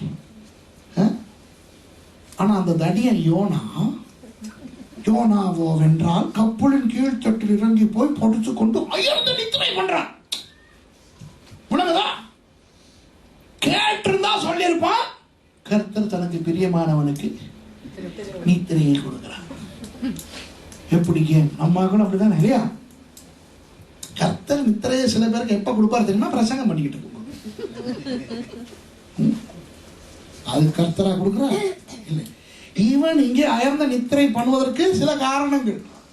ஒன்று, அவன் காத்தேஃபேர்ல இருந்து யோப்பா வரை நடந்து வந்திருக்கிறானே, களைப்பு. அடுத்தது, இப்போ அவனுக்கு என்ன ஜெபிக்க வேண்டும், கர்த்தருக்கு கணக்கு கொடுக்க வேண்டும் என்றெல்லாம் ஒன்று இல்லையே. ஏறியாச்சு, போயாச்சு, படுத்தாச்சு, தூங்கியாச்சு. அழகுதான். சில நேரம் ஊழியம் செய்ய நமக்கு தான் தூக்கமே வராது. சொந்த பிரச்சனை, குடும்ப பிரச்சனை, சபை பிரச்சனை, எல்லா பிரச்சனையும் நினைச்சுக்கிட்டு நாங்க உருண்டுகிட்டு இருப்போம். விளங்குதா? பிரச்சனை உண்டு பண்ணினதுகள் ஏன் கேட்டா கர்த்தர் நல்ல நித்திரை கொடுக்காம என்ன பண்ணுவான்? நீ மற்றவன் எல்லாம் தூக்கத்தை கெடுத்து விட்டு நீ தூங்க. யோனா மற்றவன் எல்லாம் சாகிறதுக்கு போட்டு விட்டு இவர் தூங்குற. அங்க மேல பிசி. அவன் முருட்டுறான், மாவை வீசுறான், எண்ணெய வீசுறான், எவ்வளவு என்னென்ன பொருட்கள் எல்லாம் வீசுறான். தர்ஷீசுக்கு போகிற கப்பல், டூரிஸ்ட் ஜனங்களை ஏற்றுக்கொண்டு போகிற கப்பல், எவ்வளவு பெருமதியான பொருட்கள் இருக்கும். எத்தனை பேர் பணம் எல்லாம் சேர்த்து ஹாலிடே போறாங்களா இருக்கும். சும்மா லேசப்பட்ட கப்பல் இல்லை, பயங்கர பணக்காரங்க போற கப்பல், ஃபர்ஸ்ட் கிளாஸ் எல்லாம் இருக்கு இல்லையா? எல்லாத்தையும் வீசுறானுங்க, எல்லாத்துக்கும் அழிவு. இவர் அயர்ந்த நித்திரை. சில நேரம் நம்முடைய வாழ்க்கையில நாம் இந்த யோனா மாதிரி ஒரு மனுஷனாக இருந்து கொண்டு, ஒரு மனுஷியாக இருந்து கொண்டு, ஒரு யோனாவாக இருந்து கொண்டு முழு சபைக்குள்ளும் யுத்தத்தை, பிரச்சனையை ஏற்படுத்திவிட்டு நம்ம நல்லா தூங்குவோம். எங்களுக்கு ஒரு பிரச்சனை இல்லை, சர்ச்சுக்கு வந்தாச்சு, இந்த பூனையும் பால் குடிக்குமோ என்பது போல அமர்ந்திருப்பது, வார்த்தையை கேட்கறது, ஜெபிக்கிறது, பாடுறது, எல்லாம் பண்றது போறது. ஆனா துப்பாக்கியில் இருக்குதே அந்த, அதுக்கு என்ன சொல்றது? இல்ல இல்ல அந்த அந்த அந்த ட்ரிகர்னு சொல்லுவோம் இங்கிலீஷ்ல. தமிழ்ல என்ன சொல்றது? அந்த இழுக்கிறது. வில்லன் தான். இல்ல வில்லன் தான். வில்லனை பத்தி தான் பேசிக்கிறேன். வில்லன் இல்லையை பத்தி தான் பேசுகிறேன். துப்பாக்கில இருக்குது ட்ரிகர். அது மாதிரி அதான் சொல்லுவாங்க, நானா குண்டு, நீ குண்டு அல்ல. நானா துப்பாக்கி, நீ துப்பாக்கி அல்ல. நானா அந்த பெரல், நான் அந்த பெரல் அல்ல. நானா அந்த கைப்பிடி, நான் அது அல்ல. நானா மேகசின் அல்ல. அப்புறம் நான் வெறும் அந்த ட்ரிகர். ஆனா மவளை அதை இழுத்தா தான் போகும் குண்டு. சில பேர் நாங்க எப்படி தெரியுமா? அந்த ட்ரிகர் தான், ஒன்னும் பண்றது இல்லை. வழங்குதா? அந்த நேரத்தில் டக்குனு இழுத்தாச்சு விட்டாச்சு, உடனே தான். வழங்குதா? உனக்கெல்லாம் துப்பாக்கி தெரியல. அம்மா அதை இழுத்து விட்டுட்டு பறந்து சபையில குழப்பம். ஊழியக்காரன் தற்கொலை பண்ணலாமான்னு நினைக்கிறான், சபையை கொள்ளலாமான்னு நினைக்கிறான். சபையில இருக்கிற விசுவாசி பாஸ்டரை கொல்லுவோமா இல்ல நாலா வேற சபைக்கு போவோமான்னு நினைப்பாங்க. வழங்குதா? மூப்பர்கள் எல்லாம் ஒருத்தன் கொல்லுவோமா, விஷம் வச்சு சாகடிப்போமா, பிரசங்கம் பண்ணும் போதே ஷூட் பண்ணுவோமா, வீடியோ கேமரால கன்னை வச்சு அடிப்போமா, இவ்வளவு யுத்தம். ஆனா அந்த இழுத்தது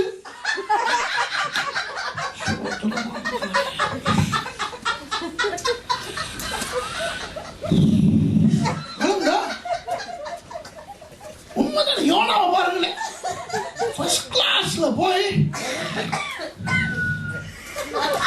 அங்க மேல சாவுக்கு தப்புறதுக்கு அலையிறானுங்க. சமாளம் போடும். ஐயோ பாவம்ப்பா. கப்பற்காரர் பயந்து, யோனா பயந்தா? ஏன் பயம் இல்ல? தேவன் நமக்கு பயம் உள்ள ஆவியை கொடாமல் வெள்ளமும் அன்பும் தெளிந்த புத்தியும் கொடுத்துட்டார். யோனா பயம் இல்லை, யோனா பயந்தான். பயந்தா தூக்கம் வருமா? கப்பற்காரர் பயந்து அவன் தன் தேவனை நோக்கி வேண்டுதல் செய்து. இவன் ஜெபிக்கிறானா? இல்ல. ஏன்? எப்படி ஜெபிக்கிறது? பாரத்தை லேசாக்கும்படி கப்பல் இருந்த சரக்குகளை சமுத்திரத்தில் இருந்து விட்டார்கள். அவன் எல்லாத்தையும் வீசுறான். யோனாவுக்கு பிரச்சனை இல்லை, மற்றவனுக்கு தானே இழப்பு. சொல்லுகிறேன், எங்களில் சிலருக்கு மற்றவனுக்கு என்ன இழப்பு வருகிறது என்ற சுரணையும் இல்லை, அவசியமும் இல்லை. யாரை வேதனைப்படுத்துகிறோம்? நம்முடைய வார்த்தை யாரை துக்கப்படுத்துகிறது? நம்முடைய பார்வை யாரை வேதனைப்படுத்துகிறது? நம்முடைய செயல் யாரை அழிக்கிறது? நம்முடைய சில கிரியைகள் யாருடைய ஊழியத்தை நாசமாக்குறது? இந்த அக்கறையே இல்லாம சிலர் பேர் இந்த யோனாவை போல இருக்கிறோம். யோனாவோ என்றால் கப்பலின் கீழ்த்தட்டில் இறங்கி போய் படுத்துக்கொண்டு அயர்ந்து நித்திரை பண்ணினான். அப்பொழுது மாலுமி அவரிடத்தில் வந்து, எப்படி வந்திருப்பார் மாலுமி? அவர் அந்த கையில பிடிச்சு அந்த படியில இறங்கி ரொம்ப கஷ்டப்பட்டு அங்க இடிச்சு இங்க இடிச்சு வந்து பார்த்தா இவன் தூங்குறான். கேட்டுறான், என்ன மனுஷன் ஐயா நீ நித்திரை பண்ணுகிறது என்னடா? எழுந்திருந்து உன் தேவனை நோக்கி வேண்டிக்கொள், நாம் அழிந்து போகாதபடி சுவாமி ஒருவேளை நம்மை நினைத்தருள்வார். ஓம் சாமியாவது நம்மளை காப்பாத்துண்டா.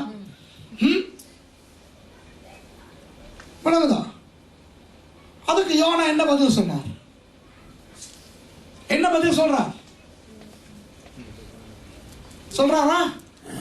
சொல்றாரே இல்லை. விளங்குதா? இதுதான் அடுத்த சீக்ரெட். மாலுமி அவ்வளவு கஷ்டப்பட்டு வந்து, ஐயோ நீயாவது உன் சாமி கிட்ட கேளடானா. யோனா நான் ரொம்ப கற்பனை பண்ணி பார்த்தேன். சரியா, ரொம்ப கற்பனை. யோனா எழுப்பி பார்த்துட்டு, அந்த பெரியத்தனம் தெரியுமா? அதான் நீங்க எல்லாம் தான் பயப்படுறீங்கடா, நான் பயம் இல்லை. Take it easy. சில கிறிஸ்தவர்கள் எல்லா விஷத்தையும் விதைச்சிட்டு எல்லா நியாயத்தையும் பண்ணிட்டு நாங்க யாராவது அவங்ககிட்ட போயிட்டு பேசலாம். சரி, நான் பாஸ்டரா இருக்கிறேன், 27 வருஷமா பாஸ்டரா இருக்கிறேன். சில பேர் சில சபைகள்ல பயங்கர அணுகுண்டா இருப்பாங்க. சரியா, போய் பேசுவேன் அவங்களோட. நான் போய் சொல்லுவேன், பிரதர் சிஸ்டர் ஏதாவது இதை கொஞ்சம் செய்யுங்களே, இந்த பிரச்சனை இருக்கு. மூஞ்ச பாருங்க, இந்த மூஞ்ச பாருங்க, இங்க அப்படி இருப்பாங்க தெரியுமா? என்னமோ தங்களுக்கு இது பிரச்சனை இல்லாத மாதிரியும். ஆமா, பிரச்சனை அவங்களோட போய் பேசுங்க. சிஸ்டர் உங்களால ரொம்ப பிரச்சனை, எனக்கு அது பிரச்சனை, அவங்களோட பேசுங்க. பிரதர் நீங்கனால ரொம்ப பேர் சர்ச்சை விட்டு போறாங்க. That's their problem. அது அவங்க ப்ராப்ளம், நாங்க போக சொல்லல. ஒழுங்குதான். தெய்வமே, யோனா மாதிரியே தான்.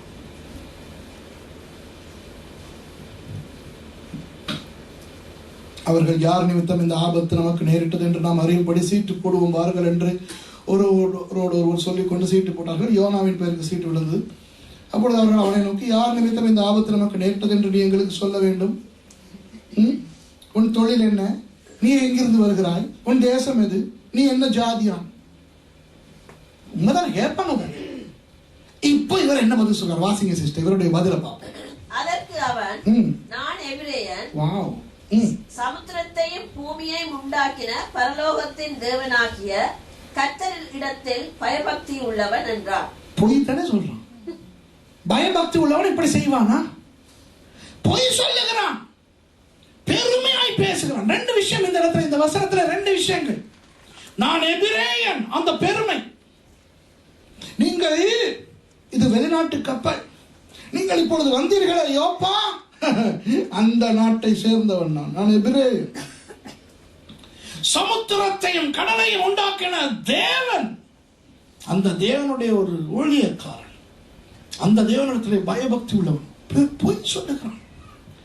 இந்த யோனாவை போல கர்த்தருக்கு பிரியமில்லாத காரியங்களை செய்கிறவர்கள் தான் தங்களுடைய பக்தியை குறித்து கூடுதலாக பேசுவார்கள். நான் இதை அடிக்கடி ஜோக்கா சொல்றேன். சரியா, கர்த்தரை மகிமைப்படுத்துவது கிறிஸ்தவர்களுக்கு அழகு. பிரைஸ் தி லார்ட் சொல்வது கிறிஸ்தவர்களுக்கு நல்லது. ஹல்லேலூயா சொல்வது கிறிஸ்தவர்களுக்கு அழகு. கர்த்தருடைய கிருபையினால் என்பது நல்லது. ஆனா சில பேர் இருக்காங்களே, நல்லா இருக்கிறீங்களா? ஓ, கர்த்தருடைய பெரிதான கிருபையால் நல்லா இருக்கிறேன். நம்பாதீங்க, இதுக்குதான் வெடிகுண்டுகள்.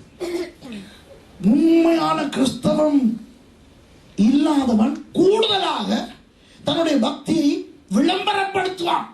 அதான் சொல்றேன், இந்த இடத்துல இவர் என்ன செய்கிறார்? விளம்பரப்படுத்துகிறார். யோனா தன்னை குறித்து பெருமையாக விளம்பரப்படுத்துறான். உண்மையான ஆவிக்குரிய மனுஷன் தன்னுடைய உண்மையான ஆவிக்குரிய நிலையை விளம்பரப்படுத்த மாட்டான். உண்மையாக 3 மணித்தியாலம் ஒரு நாளைக்கு ஜெபிக்கிறவன் தான் 3 மணித்தியாலம் ஜெபிக்கிறேன் என்று காட்டிக் கொள்ளவே மாட்டான். உண்மையாக 10-15 அதிகாரங்கள் ஆகிய வேத புத்தகத்தின் அதிகாரங்களை தினசரி வாசிக்கிறவன் தான் அந்த அளவுக்கு வேதத்தை வாசிப்பதாக காட்டிக்கொள்ள மாட்டான். உண்மையாக சபைக்காக தியாகம் செய்கிறவன் அதை காட்டிக்கொள்ள மாட்டான். உண்மையாக கர்த்தருக்காக எந்த இழப்பையும் சந்திக்க துணிந்தவன் அதை காட்டிக்கொள்ள மாட்டான். உண்மையாக ஊழியத்துக்கு போகிறவன் ஊழியத்துக்கு போகிறதை காட்டிக்கொள்ள மாட்டான். உண்மையான தேவ மனுஷன் அதை காட்டிக்கொள்ள மாட்டான். தானாக சில நேரம் தெரிய வரும், அது வேறு. நீங்கள் பேசுகிற பொழுது, நாம் பேசும் பொழுது ஜனங்களுக்கும் உலகத்துக்கும் தெரிய வரும், இது ஒரு தேவ மனுஷன், இது ஒரு தேவ மனுஷி என்று. வேதத்தை பற்றி பேசும் பொழுது ஜனங்களுக்கு தெரிய வரும், இந்த நபர் அதிகமாய் வேதத்தை வாசிக்கிற ஒரு நபராய்த்தான் இருக்க வேண்டும். பொறுமையாய் இருக்கின்ற அழகு, சமாதானமாய் இருக்கிற அழகு, அன்பாய் இருக்கிற அழகை பார்க்கும் பொழுது ஜனங்களுக்கு தெரிய வரும், இவருக்குள் ஏதோ ஒன்று இருக்கிறது, இவர் ஒரு நல்ல மனிதர், இவர் ஒரு வித்தியாசமானவர் என்று தெரிய வரும். விளம்பரப்படுத்திக் கொண்டு தெரிய மாட்டார். இன்றைக்கு உலகம் எப்படி என்றால், உடைகளிலும் அவர்களுடைய முகபாவங்களிலும் செயல்களில் சுமக்கின்ற பைபிள் சைஸிலும், ஐயோ பெரிய பைபிள் யாராவது வச்சிருந்தீங்கன்னா கோச்சிக்கிறாங்க, சரியா?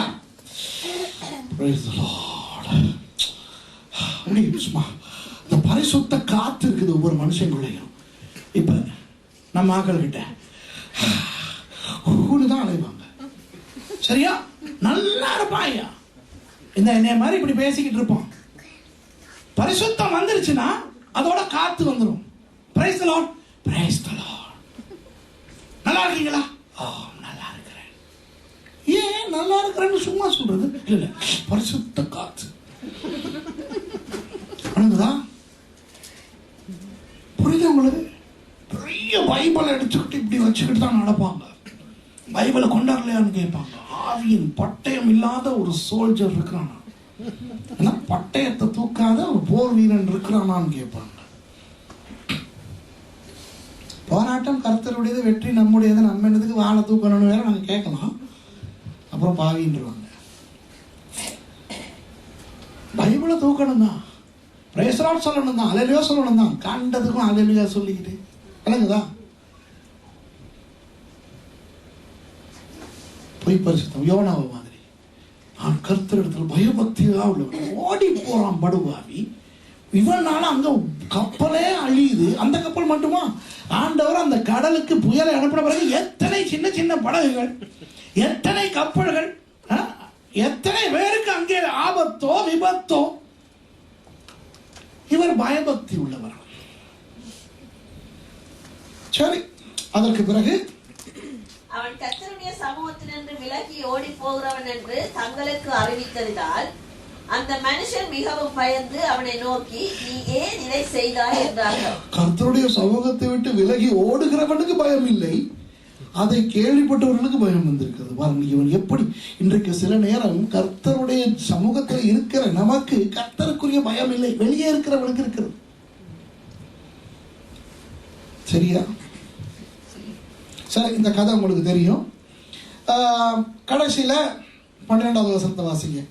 அதற்கு அவன், நீங்கள் என்னை எடுத்து சமுத்திரத்திலே போட்டு விடுங்கள், அப்பொழுது சமுத்திரம் உங்களுக்கு அமர்ந்திருக்கும். என் நிமித்தம் இந்த பெரிய கொந்தளிப்பு உங்கள் மேல் வந்தது என்பதை நான் அறிவேன் என்றான். இப்போ இவன் சொல்லுகிறான் அந்த கப்பலில் உள்ளவர்களை பார்த்து, நீங்கள் என்னை தூக்கி கடலிலே போடுங்கள். காத் ஹெஃபர் எங்கே இருக்கிறது? நாசரேத். நாசரேத்திலிருந்து யோப்பாவுக்கு வந்தானே, யாராவது இவனை தூக்கி கொண்டு வந்தார்களா? நாக்கால உட்கார வச்சு தூக்கிட்டு வந்தாங்களா, இல்ல ஒரு ஸ்ட்ரெச்சர்ல வச்சு தூக்கிட்டு வந்தாங்களா? எப்படி வந்தான்? நடந்து தானே வந்தான். அவ்வளவு நடந்து வரக்கூடியவன், அத்தனை தூரம் பிரயாணிக்க தெரிந்தவன், ஏன் இவனுக்கு கப்பலில் இருந்து குதிக்க முடியாது? ஹலோ, புரியுதா உங்களுக்கு? உண்மையா இவன் என்ன சொல்லியிருக்கலாம்? ஐயோ, என்னாலதான் இந்த பிரச்சனை வந்துருச்சு, நீங்க தான் நிம்மதியா இருங்க, நான் போயிட்டு வரேன், பாய் அப்படின்னு இவன் கப்பல்ல இருந்து குதிச்சிருக்கலாம் தானே. ஏன் குதிக்கல? இவன் தீர்க்கதரிசி, இவனுக்கு இறையியல் தெரியும். நான் தற்கொலை செய்தால் நரகத்துக்கு போவேன் என்று தெரியும். சரியா?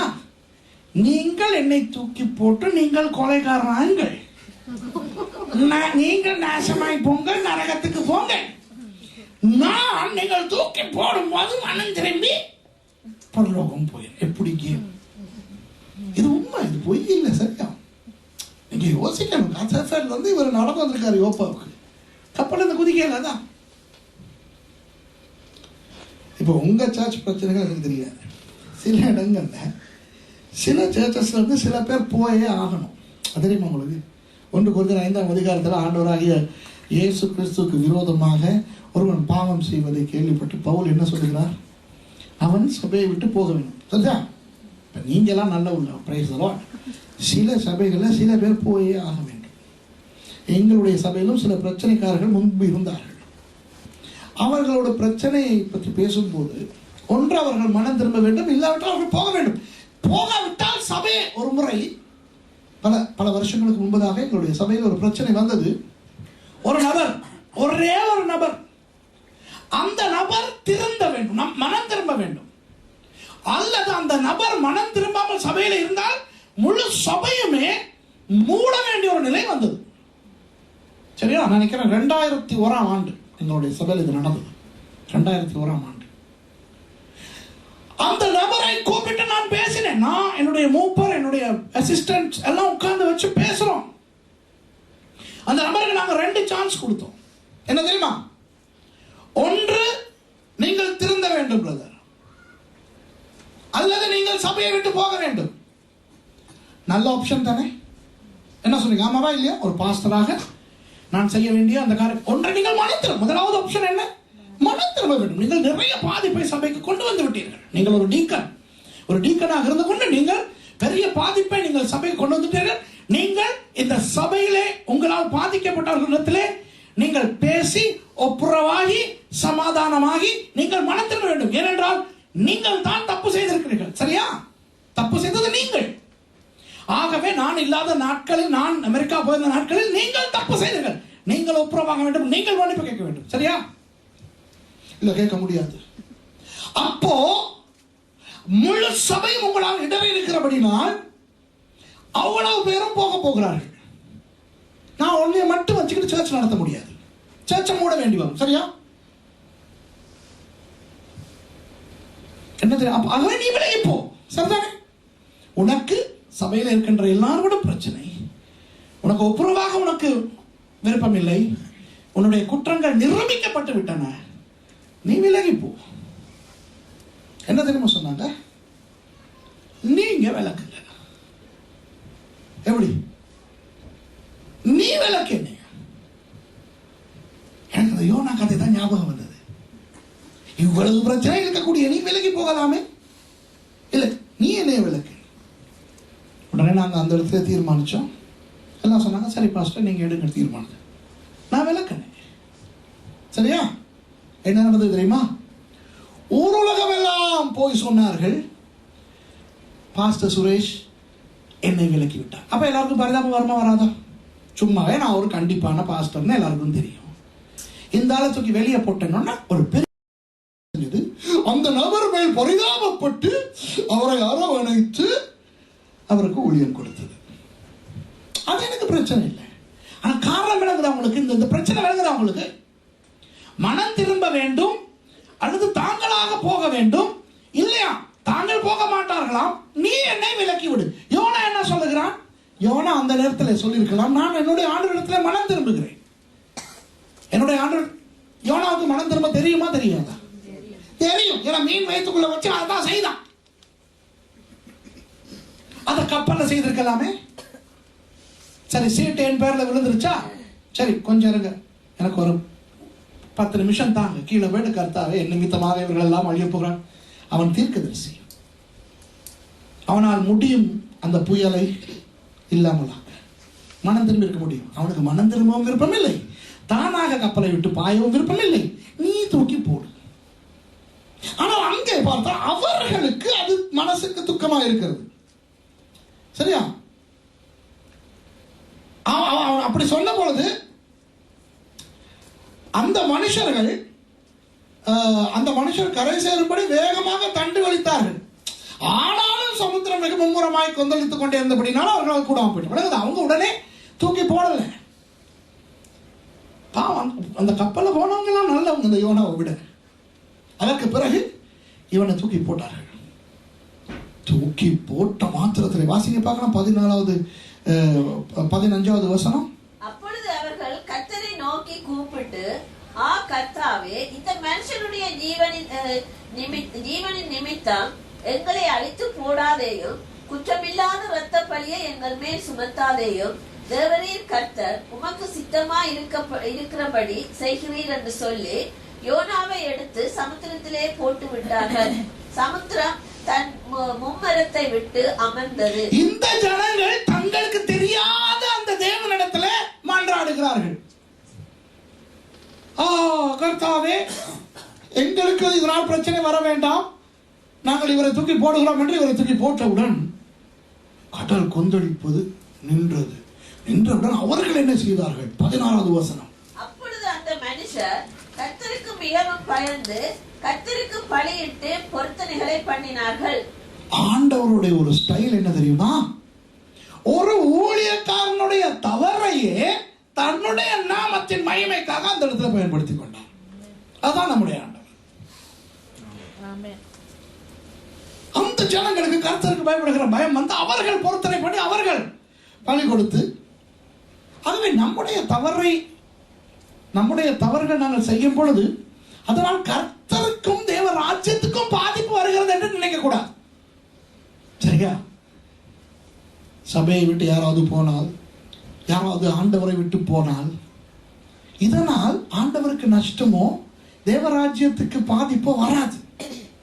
மாறாக இழப்புகளில் இருந்து கர்த்தர் தனக்கும் தன் ராஜ்யத்துக்கும் மகிமை ஏற்படுத்த வல்லவர். ஆமென். அவர்கள் எல்லாரும் மனம் திரும்பினார். அவர்கள் எல்லாரும் கர்த்தருக்கு பயந்தார்கள். ஆனால் ஆண்டவர் யோனாவை மறக்கவில்லை. யோனாவை விழுங்கும்படி ஒரு பெரிய மீனை கர்த்தர் ஆயத்தப்படுத்தியிருந்தார். அந்த மீன் வயிற்றிலே யோனா ராப்பகல் 3 நாள் இருந்தான். சரியா? ஓகே. அப்போ ஆண்டவர் யோனாவை காப்பாற்றுகிறார். எதற்காக காப்பாற்றுகிறார்? அவனுக்கு ஒரு சந்தர்ப்பத்தை கொடுக்கிறார், மனம் திரும்ப. ஆனால் இந்த தடவை யோனா அந்த மீன் வயிற்றுக்குள்ளே இருந்து மனம் திரும்புகிறான். சரியா? இப்போ 2வது அதிகாரத்திலே கடைசி வசனத்தை 10வது வசனத்தை வாசியுங்கள். கர்த்தர் மீனுக்கு கட்டளையிட்டார், அது யோனாவை கரையிலே கக்கிவிட்டது. கர்த்தர் மீனுக்கு கட்டளையிட்டார். ஏன் கட்டளையிட்டார்? அந்த மீன் வயிற்றிலே இருந்து யோனா மனம் திரும்பின பொழுது கர்த்தர் அதற்கு செவி கொடுத்தார். ஒரு விஷயத்தை விளங்கிக் கொள்ளுங்கள். கர்த்தரிடத்திலே மனம் திரும்பவோ அவருடைய இரக்கத்தை சம்பாதிக்கவோ இன்னும் காலதாமதமாகவில்லை, இன்னும் டூ லேட் ஆகவில்லை. அன்றைக்கு அநேக கிறிஸ்தவர்கள் என்ன செய்கிறார்கள்? இனி சரி வராது, இனி நான் மனம் திரும்பி பிரயோஜனம் இல்லை, இனி என்னுடைய வாழ்க்கையிலே எழுச்சி மலர்ச்சி வராது, இனி எல்லாம் முடிந்து விட்டது என்று நினைப்பார்கள். அப்படிப்பட்ட ஒரு நிலை நம்முடைய வாழ்க்கையிலே வந்தாலும் கர்த்தர் ஒரு போதும் நம்மை கைவிடுகிறவர் அல்ல. அந்த மீன் வயிற்றுக்குள்ளே இருக்கும் பொழுது யோனாவுக்கு எவ்வளவு சங்கடமா இருந்திருக்கும், எவ்வளவு கஷ்டமா இருந்திருக்கும். ஒன்றுமே தெரியாது, இருட்டு, வள வள கொல கொலன்னு இருந்திருக்கும் அந்த வயிற்றுக்குள்ள. சரியா? என்ன வசதியா வளர்ந்துருக்கும், மூச்செடுக்க கஷ்டமா இருந்திருக்கும், ஒண்ணுமே தெரியாது. லாம்பா இருந்துச்சு, லைட்டா இருந்துச்சு மீன் வயிற்றுக்குள்ள. எவ்வளவு ஒரு நாட்டம் அந்த வயிற்றுக்குள்ள இருந்திருக்கும். சரிதானே? அந்த மீன் வயிற்றுக்குள்ளே இருந்த யோனா சாதாரணமாக மலமாக வெளியே வந்திருக்க வேண்டும். சரியா? யோனா செத்து போய் மீனின் பின்பக்கத்தாலே வந்திருக்கணும். அவன் மனம் திரும்பினபடினால் முன்பக்கத்தாலே வெளியே. ஆமென். ஒன்று சொல்லுகிறேன் அன்பானவர்களே, நாம் இந்த யோனாவை போல கர்த்தர் நமக்கு சொன்னதை மீறி திமிரிலே நாம் ஆடிக்கொண்டு இருந்தால் சொல்லுகிறேன், நாமும் மலத்தை போல மாற வேண்டி வரும். சரி, யோனா மனம் திரும்பி இருக்காவிட்டால் என்ன நடந்திருக்கும் சொல்லுங்க? யோனா மனம் திரும்பி இருக்காவிட்டால் யோனா அந்த மீனுக்கு ஒரு லஞ்ச், சரிதானே? சாப்பாடு என்ன ஆகும்? அது சமிபாடடைந்து அந்த மீனின் மலமாய் மாறி இருக்கும். சரியா? யோனா மலமாய் வெளியே வந்திருப்பான், சரிதானே? தீர்க்கதரிசி, தேவ மனுஷன், இவன் மூலம் அநேகர் ஆசீர்வதிக்கப்பட்டார்கள், ராஜாக்கள் முதல் பொதுஜனங்கள் வரை. ஆனால் இவன் என்னவாய் மாறி இருப்பான்? மலமாய் மாறி இருப்பான், சரிதானே?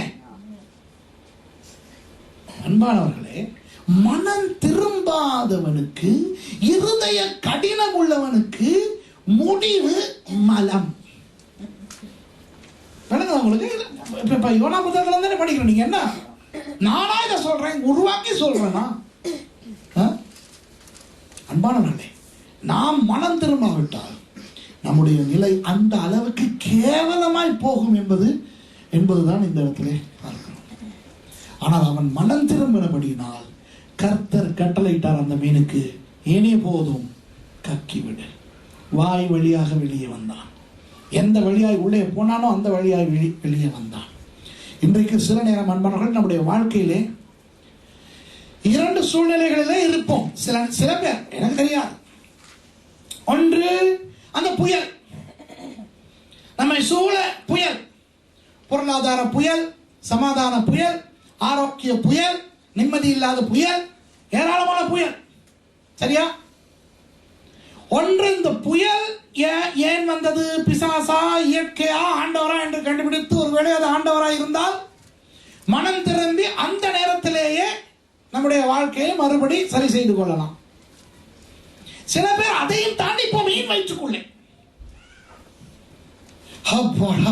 புயல் ஓய்ந்தது, திடீரென பார்த்தால் எங்கும் இருட்டு. என்ன நடந்தது எனக்கு? நான் எங்கே இருக்கிறேன்? தெரியாத ஒரு சூழ்நிலை.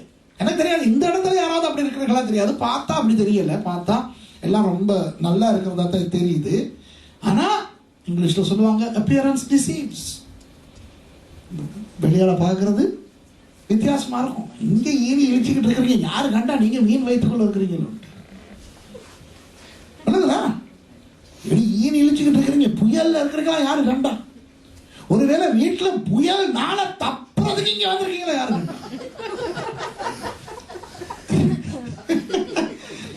அங்க போனா புயல் பார்த்தேன். சும்மா சொல்றேன், கோச்சிக்கிறாதீங்க. சில பேர் ஆசையா இருப்பீங்க, ஐயோ சீக்கிரம் நிறுத்தையா பைபிள் ஸ்டடியான்ட்டு. சில பேர் சொல்றீங்களா இருக்கும், நிறுத்தாத ஐயா, நிறுத்தியனா போக வேண்டியதான்.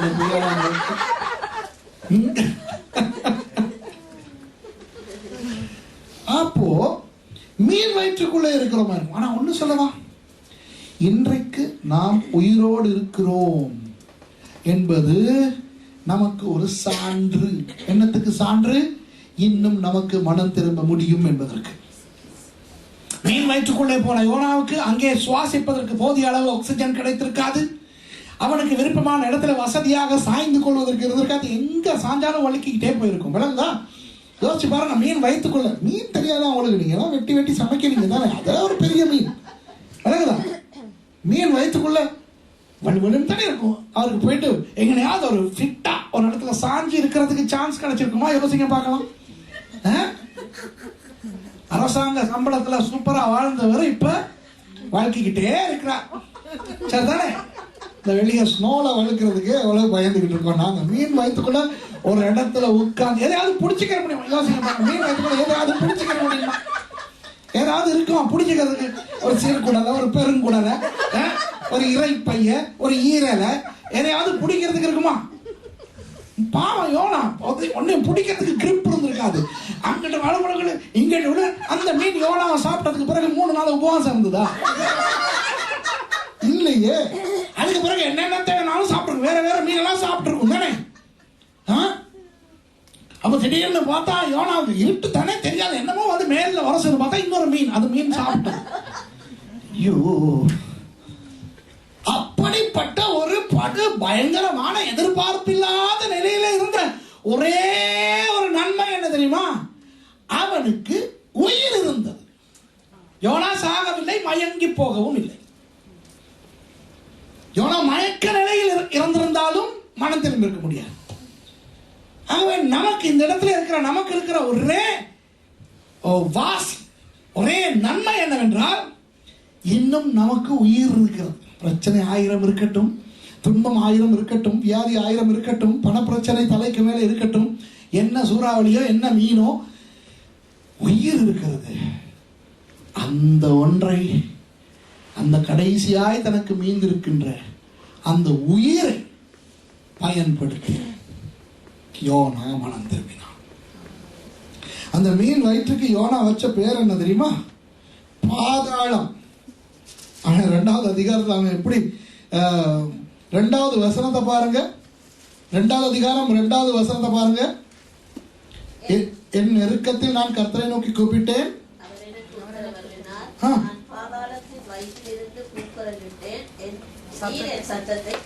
பாதாளத்தின் வயிறு. மீன் வயிற்றுக்கு இவர் வச்ச பேர் என்னது? பாதாளத்தின் வயிறு. மீன் வயிற்றுக்குள்ள போன ஒரே ஆள். ஆனா நீங்க எல்லாம் போயிருக்கீங்களா? இல்ல தானே? மீன் வயிற்றுக்குள்ள போன ஒரே ஆள். அதை எப்படி வர்ணிக்கிறார்? பாதாளம். அந்த பாதாளத்தை போன்ற அதற்குள்ளே இருந்து மனம் திரும்பின பொழுதும் கர்த்தர் அவனுக்கு கடாட்சம் அருளினார். ஆக இன்றைக்கு இந்த எச்சரிப்பின் செய்தி எப்படி வந்திருந்தாலும் அன்பானவர்களே, இதற்குள்ளே இருக்கிற ஒரு நன்மை என்னவென்றால், கர்த்தர் இன்னும் உங்களை கைவிடவில்லை. கர்த்தர் இன்னும் உங்களுக்கு அந்த உயிரை வைத்திருக்கிறார். இன்னும் அந்த சந்தர்ப்பம் இருக்கிறது. அந்த சந்தர்ப்பத்தை யோனா பயன்படுத்தி மனம் திரும்பினான். நானும் நீங்களும் பயன்படுத்தி மனம் திரும்ப வேண்டும். 3வது அதிகாரத்துக்கு போனால் 1வது வசனம் எனக்கு சரியான, 1வது சொல் எனக்கு சரியான ஆசை. போதும். 2ஆம் தரம்.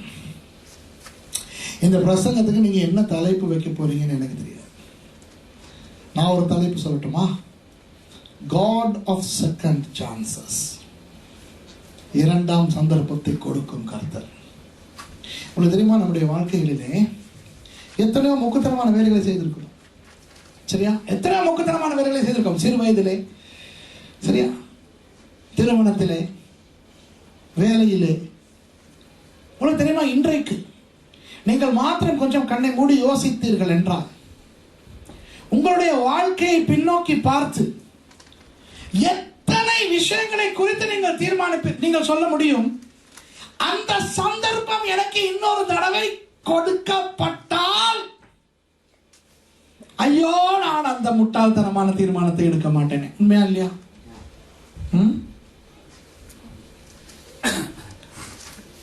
இதை கல்வித்துறை இதை செய்கிறது. ஓலெவலை விடுங்க, பரீட்சையிலே ஃபெயில் ஆகிவிட்டால் உடனே அவனை தள்ளி விடாமல் 2வது சந்தர்ப்பத்தை கொடுக்கிறது. உலகத்தில் எங்கு போனாலும் நீங்கள் ஒரு பரீட்சையை ஃபெயில் ஆகிவிட்டால் மறுபடி உங்களுக்கு ஒரு சந்தர்ப்பத்தை கொடுக்கும். இன்னும் ஒரு வருஷம் இதே படிப்பை நீ படித்து மறுபடி அடுத்த வருஷம் இந்த பரீட்சையை எழுது என்று சந்தர்ப்பம் கொடுக்கும். ஆமாவா இல்லையா? அந்த சந்தர்ப்பத்தை பயன்படுத்தி அநேகர் பாஸ் ஆகுவார்கள். சில பேர் அந்த சந்தர்ப்பத்தை பயன்படுத்தி மறுபடி ஃபெயில் ஆவார்கள். சில பேர் அந்த சந்தர்ப்பத்தை பயன்படுத்தவே மாட்டார்கள். புரியுதா? O levels எழுதுவாங்க, மேத்ஸ் மாத்திரம் ஃபெயில் ஆகும். அப்போ சொல்வார்கள், நீ பிசிக்ஸ் படிக்க வேண்டும் என்றால் நீ மேத்ஸ் பாஸ் ஆகி காட்ட வேண்டும். அடுத்த வருஷம் உனக்கு சந்தர்ப்பம் தருகிறோம், நீ பாஸ் ஆகு. அப்போ இவர்கள் சில பேர் சொல்வார்கள், ஐயோ இல்லை எனக்கு மேத்ஸ் ஓடாது, எனக்கு வேண்டாம் என்ற கொடுத்த சந்தர்ப்பத்தை நழுவ விடுவார்கள். வாழ்க்கையிலே பிற்காலத்திலே அவர்கள் துக்கப்படுவார்கள். ஐயோ எனக்கு அந்த 2வது சந்தர்ப்பம் கொடுக்கப்பட்டதே, நான் பயன்படுத்தவில்லையே. சில விஷயங்களுக்கு 2வது சந்தர்ப்பம் உண்டு, சில விஷயங்கள 2வது சந்தர்ப்பம் கிடைக்காது. கல்யாணத்துல கிடைக்குமா? சில பேர் இப்ப யோசிப்பீங்க, திருப்பி ஒருக்கா எனக்கு அந்த சந்தர்ப்பம் கிடைச்சு அந்த எரும மாட்ட கல்யாணம் கட்டுறியா இல்லையான்னு கேட்டா மாட்டேன்னு சொல்லுவேனே, நானே ஒத்துக்கல. வாழ்க்கையில யோனா வைத்துக்குள்ள மீன் வைத்துக்குள்ள போனா யோனா வாரினா அவன் கையில மாட்டிக்கிட்டேனே நிறைய பேர் நினைக்கிறாங்க. சரிதானே? சிரிக்கிறத பார்த்தா அப்படிதான் இருக்கா இல்லையா? இல்லையா? அவர் ஒரு ஆள் யோசிச்சார், ஏன் சிரிக்குது என் பொண்டாட்டியோட? இல்லை, திருப்பி ஒரு சந்தர்ப்பம் கிடைச்சா அவரே தான் கட்டுவீங்களா? திருப்பி ஒரு சந்தர்ப்பம் உங்களுக்கு கிடைச்சா இவங்களே தான் கட்டுவீங்களா? அது என்ன ஆமான்னு சொல்றேன். ஏண்டா வந்து ஏன் இந்த குடும்பத்தை ஏன் கிழிச்சிட்டு போகணும்? சில பேர் நினைக்கிறார்கள், இங்க எனக்கு தெரியாது, அநேக வெளிநாட்டில் வாழுகிற நம்மை போன்ற தமிழர்கள் நினைக்கிறார்கள், ஐயோ இன்றைக்கு நான் இலங்கையை விட்டு வந்து எனக்கு அங்கும் ஒன்றும் இல்லை, இங்கும் ஒன்றும் இல்லை, திருப்பி நாட்டுக்கும் போக முடியாது, இங்கும் என்னை ஏற்றுக்கொள்ளவில்லை, எனக்கு மாத்திரம் மறுபடி ஒரு சந்தர்ப்பம் கிடைத்தால், அந்த நேரம் எனக்கு அந்த சந்தர்ப்பம் மறுபடி வந்தால் நான் வெளிநாடு போக தீர்மானிக்க மாட்டேனே என்று சொல்லுகிறவர்கள் உண்டு. சில பேர் தொழிலை குறித்து வேறொரு தொழிலை தொடங்கி இருப்பேனே எப்படி நினைக்கிறார்கள். சரியா? உண்மைதான். எங்களோட வாழ்க்கையில் எத்தனையோ விஷயங்களுக்கு ரெண்டாம் தரம் கிடைச்சிருந்தா நல்லா இருந்திருக்கும் இல்லையா? ஆனால் இன்றைக்கு நம்முடைய ஆண்டவர் நமக்கு இரண்டாம் சந்தர்ப்பத்தை கொடுக்கிற ஆண்டவராக இருக்கிறார். கர்த்தர் இன்னும் நம்மை கைவிடவில்லை. இன்னும் இந்த இடத்துல இருக்கின்ற உங்களை குறித்த நம்பிக்கையை அவர் இழக்க தயாராய் இல்லை. வீடியோவிலே யார் வேண்டுமானாலும் பிற்காலத்தில் இதை பார்க்கலாம். இந்த இடத்துல இல்லாதவர்கள் உண்டு. சரியா? அதையெல்லாம் மறந்து விட்டு இப்போ இருக்கிற நாம் மாத்திரம் யோசிப்போமா? சரியா? மற்றவங்களை பத்தி நினைக்காம என் புருஷன், என் பொஞ்சாதி, அந்த சிஸ்டர், இந்த பிரதர், இதெல்லாம் நினைக்காம நம்மளை பத்தி நினைப்போமா? நம்மை கொஞ்சம் ஆராய்ந்து பார்ப்போமா? ஆண்டவர் நமக்கு இரண்டாவது சந்தர்ப்பத்தை கொடுத்தால் இந்த சபையிலே, இந்த நமக்கு கிடைத்திருக்கிற இந்த நாட்டிலே, இந்த வாழ்க்கையிலே நாம் ஒழுங்காய் கர்த்தருடைய வார்த்தைக்கு கீழ்ப்படிந்து வாழ இப்போ தீர்மானிப்போமா? ஆண்டவர் எவ்வளவு நல்லவர் என்று உங்களுக்கு நிரூபிக்கிறேன். பாருங்கள், அந்த வசனத்தை வாசிங்கள். இரண்டாம் தரம் கர்த்தருடைய வார்த்தை யோனாவுக்கு உண்டாகி, இரண்டாவது வசனத்தை வாசிங்க. நீ எழுந்து மகா நகரமாகிய நினிவேக்கு போய் நான் உனக்கு கற்பிக்கும் வார்த்தையை அதற்கு விரோதமாய் பிரசங்கி என்றார். ஆண்டவர் அந்த முதல் தடவை யோனாவுக்கு எப்படி சொன்னாரோ அப்படியே இந்த முறை சொல்லுகிறார். ஏதோ முதல் தடவை சொல்வது போல. புரியுதா? இப்பதான் ஃபர்ஸ்ட் டைம் சொல்ற மாதிரி சொல்லுகிறார். ஆனா இது எத்தனாவது தடவை சொல்லுகிறார்? இரண்டாம் தடவை என்று இந்த இடத்துல தெளிவாய் சொல்லப்பட்டிருக்கிறது. இது நானாயிருந்தால், இப்ப நானும் ஒரு பைபிள் காலேஜ் பிரின்சிபல், சில நேரம் ஏதாவது தவறு விட்டவர்களிடத்திலே, ஒரு பொறுப்பை ஒழுங்காய் செய்யாதவர்களிடத்திலே அவர்கள் மனம் திரும்பி என்னிடத்திலே வந்து மன்னிப்பை கேட்ட பிறகு மறுபடி அவர்களுக்கு அந்த பொறுப்பை கொடுப்பேன். கொடுக்கும் போது என்ன சொல்லுவேன் தெரியுமா? கொடுக்கிறேன், முதல் தடவை மாதிரி சொதப்பாது, இனி உனக்கு எக்ஸ்கியூஸ் கிடையாது. சரியா? நீங்களும் அப்படித்தானே? யாராவது உங்களுக்கு இப்படி ஒரு தவறை செய்து மன்னிப்பு கேட்டு வந்து விட்டால், நீங்கள் மறுபடியும் அந்த பொறுப்பை கொடுத்தால் உள்ளத்திலாவது நினைப்பீர்கள் தானே, ஐயோ இந்த தடவையும் இது குழப்பாமல் இருந்தால் நல்லது. நினைப்பீங்களா இல்லையா? நம்முடைய ஆண்டவர் எப்படிப்பட்டவர் என்றால், அவர் மன்னித்து மறக்கிறவர். யோனா செய்ததை அவன் மனம் திரும்பின பொழுது ஆண்டவர் மன்னித்தது மாத்திரமல்ல, அவர் மறந்தும் விட்டார். அதனால் இரண்டாம் தடவை அவர் பேசும் பொழுது அவர் முதல் தடவை பேசுவது போல பேசி அந்த முதல் தடவை நடந்ததை குறித்து ஞாபகமே படுத்தவில்லை. யோனாவே, நீ எழுந்து மகாநகரமாகிய நினிவேக்கு போ, முன்பு செய்தது போல யோப்பாவுக்கு ஏதும் போய்விடாதே. ஞாபகம் இருக்கிறதா? புயல், மீன், அதெல்லாம் சொல்லவில்லை. முதல் தடவை சொல்வது போல சொல்லுகிறார். மூன்றாவது வசனம் சொல்லுகிறது, யோனா எழுந்து வா, கர்த்தருடைய வார்த்தையின்படி நினைவுக்கு போனான். அதுக்கு பிறகு நடந்த கதையெல்லாம் உங்களுக்கு தெரியும். யோனா எழுந்து யோப்பாவுக்கு போகல. முதல் தடவை முதலாவது அதிகாரத்தில் எங்க போகிறான்? யோப்பாவுக்கு போகிறான். எழுந்துதான் போறான். இந்த தடவை இவன் தன்னுடைய அந்த வசதியான சூழலை விட்டு எழுந்து, பாருங்கள், மீன் அவனை கரையிலே கக்கின பிறகு அவன் தன்னுடைய வீட்டுக்கு தான் திருப்பி வருகிறான். காத்தேஃபேருக்கு போகிறான். அங்கே கொஞ்ச காலம் இருந்த பிறகு தான் கர்த்தர் மறுபடி பேசுகிறார். சரியா? சில பேர் நினைக்கிறார்கள், சில நேரம் நான் பார்த்துருக்கேன், சில சண்டே ஸ்கூல் புக்ஸ்ல இருக்கு, நினிவேயின் கரையிலே யோனாவே மீன் வந்து கக்கும். அப்ப ஜனங்கள்லாம் பார்த்து, ஐயோ மீன் வயிற்றுல இருந்து ஒருத்தன் வந்துட்டோன்ட்டு அவன் சொல்றத கேட்பாங்க. நினிவேயில கடலே கிடையாது, சரியா? அது தூரத்தில் இருக்கிறது. இவன் வீட்டுக்கு போகிறான், மறுபடி சில காலத்துக்கு பிறகு கர்த்தருடைய வார்த்தை இவனுக்கு உண்டாகிறது. ஆகவே எல்லாரும் நாங்க பைபிள் எல்லாம் மூடி வச்சுட்டு எழுப்பி நிற்போமா? எழுப்பி நின்று நாங்க கொஞ்சம்